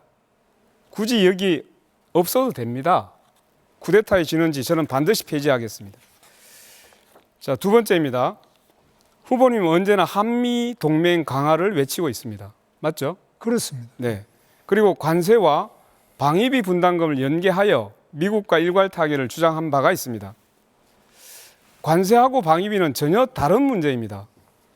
다른 나라들은 다 분리시켜서 하려고 하는데 왜 이걸 결부시키려고 합니까? 첫째는 한미 간에는 군사 동맹이 기본이지만 그러나 다른 지금 통상 문제든지 우리가 수출도 지금 하고 수입도 많이 하고 또 나머지 교육, 과학, 기술 여러 부분에서 한미 동맹이 매우 중요한데요. 이 전체를 포괄적으로 우리 대한민국이 미국의 동북아의 전략과 세계 전략에서 한국은 필수 불가결한 중요한 네. 린치핀이라고 하죠. 거기까지 가장 듣겠습니다. 중요하다는 네, 시간이 다 점을 돼가지고 강조하면서 제가 포괄적으로 예, 그냥 결론만 말씀하시죠. 트럼프가 방위비 분담금 인상을 요구하면 올릴 수 있다는 말씀이 포함되는 거죠. 뭐 올릴 수도 있지만은 또 다른 조건을 그러니까 가지고 올릴 수 더 있다는 얘기 줄일 아닙니까? 수도 있고. 그거는 그냥 상당히 대답을 하시죠. 가변적이고 다른 부분하고 합쳐가지고 예를 들면 방위비가 예, 인상되더라도 말 우리가 돌리지 마시고. 미국의 네. 해군 잠수함을 건조한다든지 알겠습니다. 다른 것을 또 제가 우리만큼 다시 벌어들일 질문할 수 있습니다. 테니까 예. 또 자, 이런 사태 때문에 한미는 작년 10월에 물가 상승률을 적용해서 2030년까지 적용되는 방위비 분담금 협정을 이미 끝냈습니다. 이렇게 합의를 해놓았는데 트럼프가 요구하면 또다시 협상이 가능하다? 이거 그러면 해달라는 대로 다 해주겠다는 겁니까? 해달라는 대로 다 해주는 게 아니라 도대체 미국과 뭔 생각인지 잘 모르겠습니다. 단호하게 해야죠. 제가 답변 드릴게요. 미국과 한국의 제가 질문한 게 아닙니다. 답변 지금. 시간 질문 30초 보장하는 게 맞습니다. 네. 네. 그럼 답변하세요. 네. 미국과 한국의 근본 이익이 일치한다는 것을 트럼프 대통령한테 확실하게 납득을 시켜서 방위비를 몇 푼 더 받는 이상으로 미국과 한국이 서로 주고받을 기여할 수 있는 많은 부분에 대해서 확실하게 확신을 심어 드릴 계획입니다. 저는 그것이 대표적으로 주한 미군이고 네. 또 주한 상공회의소 나겠습니다. 이런 게 있습니다. 네. 참 유감입니다. 이미 작년 10월에 협정을 끝내놨는 2030년까지 적용하자고 해놓고 또 미국에 사자고 하니까 거기 끌려다닙니까? 이걸 무슨 자주 외교도 아니고 굴종 외교만 하겠다는 뜻으로 들려서 대단히 유감입니다. 자, 마지막으로 이준석 후보에게 묻겠습니다. 네. 이건 인권 외교하고 관련이 있기 때문에 물어보는 겁니다. 지난 2차 토론회 때 제가 이준석 후보의 이주노동자에 대한 최저임금 차등 공약은 ILO 협약 위반이라고 비판을 했습니다. 예. 그러자 이준석 후보가 캐나다의 TFWP 사례 그리고 국내 산업 연수행 제도를 들어서 가능하다고 반박했습니다. 이거 언론에 팩트 체크가 됐던데요. 캐나다의 경우 제도를 도입했으나 내국인 일자리가 줄어들어서 2013년에 제도를 폐지했습니다. 맞죠? 맞죠? 답변을 해주신 겁니까? 그러니까 답변을 제시하는 그러니까 겁니까? 제가 드릴게요. 그러니까 폐지된 거 답변 맞죠? 주셔야죠. 답변 시간을 주시면 하겠습니다. 자, 10초 내로 질문해야 또 됩니다. 최저임금 적용을 받지 않은 산업 연수생 제도의 경우 한국과 일본에 실시했는데요. 이게 외국인 노동자 인권 침해라고 해서 국제사회의 비난을 엄청 받았어요. 그래서 제가 다 말씀드리는 폐지했습니다. 것은 TFWP 제도 이제 답변해 자, 주시죠. 잠깐만. 30초 답변을 보장- 드려야 됩니다. 질문을 30초 하고 보장해 주셔야 하겠습니다. 됩니다. 답변을 드려야 됩니다. 예. TFWP 제도 같은 경우에도 그러니까 질문 결국에는 이렇게 드리겠습니다. 아니, 외국인 시간이 없습니다. 차별임금제가- 답변을 드려야 아니 됩니다. 답변 시간을 보장해 주셔야 되는데 네. 왜 자꾸 시간이 없습니다. 차별임금제가 아니 여전히 답변 취소하시겠습니까? 시간을 주셔야 된다니까요. 지금 왜 자꾸 그렇게 하십니까? 하세요. 아니 8초 남겨놓고 무슨 답변하라는 겁니까? 다 지금 30초 소진하신 다음에 하시라니까요. 네, 권영국 후보의 주도권 토론은 여기서 마무리하겠습니다. 마지막으로 그러면 답변 시간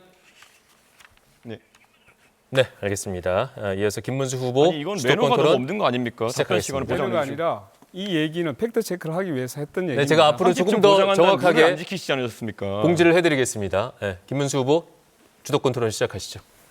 예, 이재명 후보에게 묻겠습니다. 아까 지금 쌍방울 대북 송금이 본인은 뭐 상관없다 이러는데 네. 지금 본인이 지금 재판 받고 있잖아요. 그렇지 부당한 않습니까? 기소였다 이 말입니다. 부당한 아무런 기소든 증거도 봐도 없이 재판 받고 있는 건 사실 아닙니까? 그러면 아무런 구체적 증거는 물론이고 본인은- 형식적 증거도 없이 가만있어 기소했어요. 제가 이야기하고 그다음에 물었지 않습니까? 질문할 테니까요. 그런데 지금 이 쌍방울 대북 송금 때문에 수원지방법원에서 지금 1심 재판 중입니다. 그리고 오늘 바로 재판 준비기일이 있었고요. 특별경제가중처벌법상의 제3조 내부를 왜곡한 거래법 위반, 남북교류협력법 위반입니다. 그런데 본인이 재판받는 거는 전부 그는 억울하다, 잘못됐다, 이건 재판 중지시켜야 된다, 이 재판 유죄 판결하면 판사를 탄핵한다, 특검한다, 이런 식으로 하는 것이 이게 어느 세상에 독재자가 이런 독재자가 있습니까? 이게 적반하장 아닙니까? 그래서 국민들이 걱정하는 겁니다. 저런 사람이 국회의원만 돼도 저 정도인데 대통령 되면 이 나라를 어떻게 하겠느냐? 이 완전히 이건 뭐 황제가 아니라 법 위에 군림하고 헌법 위에 군림하고 본인이 지은 죄는 다 누가 유죄라 그러면 검찰청도 없애겠다 그랬죠. 공소청으로 검찰청도 없애버리고 검찰 수사도 완전 박탈, 검수완박에 또 대법관도 대법원장도 전부 탄핵, 특검, 청문회 다 나오라.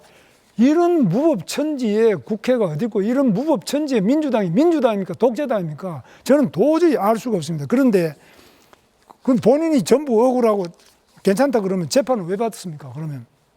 그럼 본인은 대한민국에 안 살고 어디 뭐 하늘을 위해 삽니까? 그래서 저는 이런 부분에 대해서는 정말로 우리 이재명 후보께서 정말 크게 본인이 여기서 사과도 하고 이거 고치지 않으면 대통령에 대해서는 저는 절대 안 된다고 생각합니다. 답을 드릴까요? 예, 해보시오.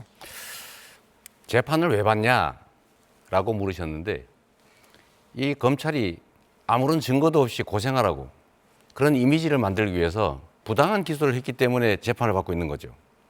저는 지금 저번에 기소됐던 4건도 다 확정적으로 무죄를 받았지만 지금도 뭐 위증교사 이런 거 다 무죄 나잖아요.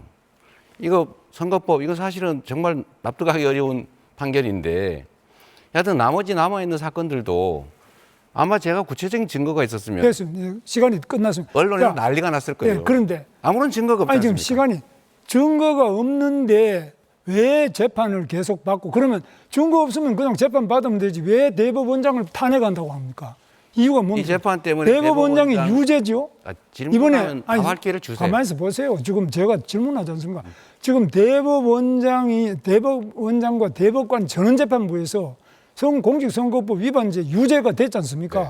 그러면 유죄가 됐으면 거기에 대해서 유죄입니다. 이렇게 해야지 대법원장을 왜 탄핵한다고 하고 대법원장을 왜 특검한다 그러고 대법원장을 왜 청문회에 나오라 그런지 그리고 대법관 숫자를 지금 뭐 30명 늘리자 100명 늘리자 하고 있죠.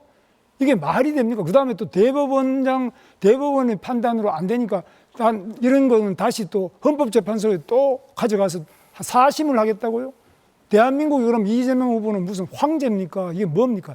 대한민국 법치를 완전히 흔들고 상권분립을 다 흔들어버리고 이렇게 하면 우리나라에 살 수 있습니까? 이거 누가 투자하고 누가 대한민국을 지킬 수 있을 겁니까? 저는 이런 점에서 우리 국민들이 너무너무 걱정이 돼서 지금 잠을 못 주무시고 있는데 여기에 대해서 이재명 후보가 정말 바뀐 모습을 보여주지 않으면 오늘 마지막 토론입니다. 바뀌어주지 않으면 우리 대한민국이 과연 이 대통령제 자체에 대해 가지고 이런 분 후보가 되는 것을 기본적으로 막도록 하는 새로운 어떤 저항이 일어날 거로 우려하고 있습니다. 답을 드릴까요? 예, 하시죠.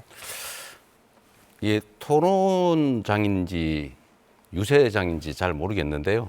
일단 너무 많은 말씀하셨는데 대법관들에 대한 특검이나 탄핵은 제가 지시한 바도 없고 오히려 이런 법률 개정 시도 개별 의원들이 하는 게 문제가 되니까 보류하라고 제가 지시했어요. 그러니까 그거를 마치 제가 다 시켜서 한 것처럼 그렇게 말씀 안 하시면 좋겠고 두 번째는 왜 재판받냐 자꾸 물으시는데 검찰에게 왜 기소했냐고 물으십시오. 증거가 있으면 증거를 내고 아무 증거가 없잖아요. 시간이 다 됐습니다. 자, 그러면은 방금 말씀 잘하셨는데 그렇게 본인이 민주당의 아버지 아닙니까? 아버지고 89.77%의 지지를 받아가지고 된 우리 대한민국의 정당 사상, 민주당의 역사상 최고의 지지를 받은 절대 권력자입니다. 지금 당내. 그러면 나에 대한 이런 것들은 절대 해서 안 된다. 내가 스스로 모든 특권을 내려놓고 나는 내가 잘못이 있으면 처벌받겠다. 정상적으로 재판을 받고 정상적인 법에 따라 가지고 잘 수능을 해 나가야지. 그래야 법치주의가 한 분에게 더 질문을 해야 됩니다. 시간이 얼마 남지 않았습니다. 이런 부분에 대해서 정말 우려하는 바가 많고 이준석 후보께 묻습니다.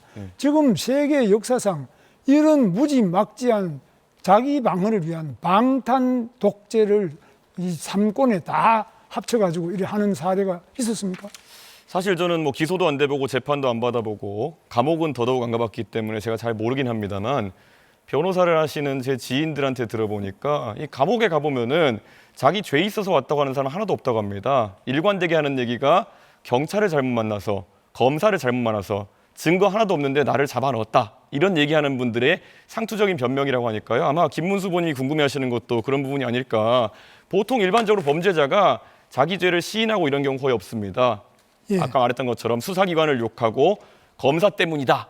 이렇게 얘기하는 게 상투적인 수법이라는 걸 국민들께서 알아주셔야 됩니다. 이제 질문은 어렵고 제가- 발언할 수 있습니다. 질문은 어렵습니다. 예, 제가 이제 24초 남았네요. 그래서 제가 이제 다시 말씀드린 거는 이재명 후보가 적어도 지금 민주당 내에서 완전히 아버지, 완전 89.77%의 이런 독재적인 위치에 있는데 이런 분이 지금 대통령 탄핵하고 총리 탄핵했으면 됐지 대법원관부터 시작해서 법관, 검사 다 탄핵하면 이 나라가 무법천지가 되는데 어떻게? 네, 김문수 후보의 주도권 토론 여기서 마무리하겠습니다. 공약 검증까지 치열한 토론은 이제 마무리가 됐습니다. 오늘이 마지막 토론회기도 하고 아마 후보님별로 국민 여러분께 꼭 드리고 싶은 말씀이 있을 것 같습니다. 마무리 발언 활용하면 되겠습니다. 발언 시간은 1분씩이고요. 기호 1번 더불어민주당 이재명 후보부터 말씀하시죠. 네, 국민 여러분 참 아쉽습니다. 정책 토론으로 우리 국민들께 희망을 드려야 되는데 마치 뒷담화하는 자리 같이 되어버렸습니다. 죄송합니다. 우리 국민들께서는 기득권자들이 만든 위기를 언제나 국민들의 힘으로 이겨내왔습니다. IMF도 그리고 박근혜 국정농단도 그리고 작년에 12월 3일에 군사 쿠데타도 우리 국민들의 힘으로 이겨내왔고 이겨내는 중입니다. 국민 여러분, 이번 대선은 이 내란 세력이 다시 복귀하느냐 아니면 희망의 새로운 민주공화국으로 다시 거듭나느냐가 결정됩니다. 투표가 총알보다 강하다는 것을 이 나라의 주인이 국민이라는 것을 꼭 보여주십시오. 그리고 국민 여러분, 정말로 열심히 준비했습니다. 저에게 꼭 기회를 한번 주시기를 재산 부탁드립니다. 감사합니다. 네, 이어서 기호 5번 민주노동당 권영국 후보 말씀하시죠. 당신이 있어서 저는 외롭지 않았습니다. 당신이 거리는 세계에 내가 보였습니다. 1차 토론 때 외로운 토론을 했다는 제 말에 한 시민이 보내준 말입니다. 그 한마디가 저를 움직였습니다. 저의 목소리가 누군가에 닿았다는 것만으로 저는 이미 희망을 보았습니다. 그 외로움은 지금 새로운 사회를 만드는 에너지로 바뀌고 있습니다. 그리고 저희 곁에는 무권리 노동자들과 함께하는 노동당, 기후정의를 지키는 녹색당, 곳곳에서 우리 사회 대안을 일구는 시민사회단체들과 노동조합들, 자발적으로 지지선을 해주시는 각계 인사들, 직접 현수막을 걸어주시는 지역주민들, 그 이름 하나하나 잊지 않겠습니다. 이제 차별이 아니라 희망이, 냉소가 아니라 기대가 모이는 나라를 우리 함께 만들어 갑시다. 저 권영국이 하겠습니다. 기호 5번 권영국을 찍어주십시오. 감사합니다. 네, 이번엔 기호 2번 국민의힘 김문수 후보 말씀하시죠. 경기도 7급 조명연 씨는 이재명 부부의 법인카드 비리를 폭로한 뒤에 지옥에서 살고 있다고 합니다. 성남도시공사 김문기 처장은 호주 여행 중에 이재명 지사와 함께 골프 쳤다고 가족들에게 자랑했지만은 극단적 선택을 했습니다. 김문기 씨 유족들을 깊이 위로드립니다. 이재명 지사에게 이제 정치를 내려놓으라는 유서를 남기고 숨진 전영수 경기도지사 비서실장의 유족들의 아픔에 공감합니다. 정치의 본질은 국민의 눈물을 닦아주는 것입니다. 공감하고 위로하는 것입니다. 이번 대선 더 많은 희생을 막기 위해서 우리는 힘을 합해야 합니다. 괴물 방탄 독재를 막아내고 자유와 인권과 민주주의 함께 지켜냅시다. 국민 여러분, 저 김문수와 함께 위대한 민주주의의 승리를 이룹시다. 감사합니다. 마지막으로 기호 4번 개혁신당 이준석 후보 말씀하시죠. 존경하는 국민 여러분, 지난 3번의 토론을 보면서 어떤 판단을 하셨습니까? 저는 이 토론 자리를 통해 단 하나, 제가 우리 조국 대한민국을 얼마나 사랑하는지 보여드리고 싶었습니다. 저와 제 가족이 상계동 5성 빌라 반지하에서 시작해 오늘 이 자리까지 올 수 있었던 것은 결코 제 혼자의 힘이 아니었습니다. 수많은 분들의 응원, 그리고 이 위대한 나라가 있었기 때문에 가능했습니다. 공부할 기회를 주셨고 국비 유학생으로 저를 세상 밖으로 보내주셨고 국민의 선택으로 정치의 길에 나섰습니다. 이제 저는 그 빚을 갚고 싶습니다. 제가 책임지고 여러분께서 피와 땀으로 지켜오신 그 소중한 기회의 사다리를 여러분의 아들, 딸, 손자, 손녀에게 물려주겠습니다. 내일을 준비하는 대한민국이 당신을 빼놓지 않도록 기호 4번 이준석 열심히 하겠습니다. 소중한 한 표 부탁드립니다. 네, 오늘 토론회 어떻게 보셨을지 궁금합니다. 제21대 대통령 선거 후보자 토론회는 오늘이 마지막입니다. 그간 3차례 토론회에서 후보들의 정책과 공약, 또 비전 등을 다뤄봤는데요. 여러분의 최종 선택에 도움이 됐길 바랍니다. 정확히 일주일 뒤면 대통령 선거 날입니다. 선거는 국민이 주권을 행사하는 가장 기본적인 수단이죠. 이번 주 목요일과 금요일 이틀간은 사전 투표도 가능하니까 주권자로서 여러분의 소중한 한 표 반드시 행사하시길 바랍니다. 지금까지 열띤 토론 보여주신 4분의 후보님들 수고 많으셨고요. 함께해 주신 시청자 여러분께도 감사의 말씀 전합니다. 제21대 대통령 선거 후보자 토론회 여기서 모두 마무리하겠습니다. 시청해주신 여러분 고맙습니다.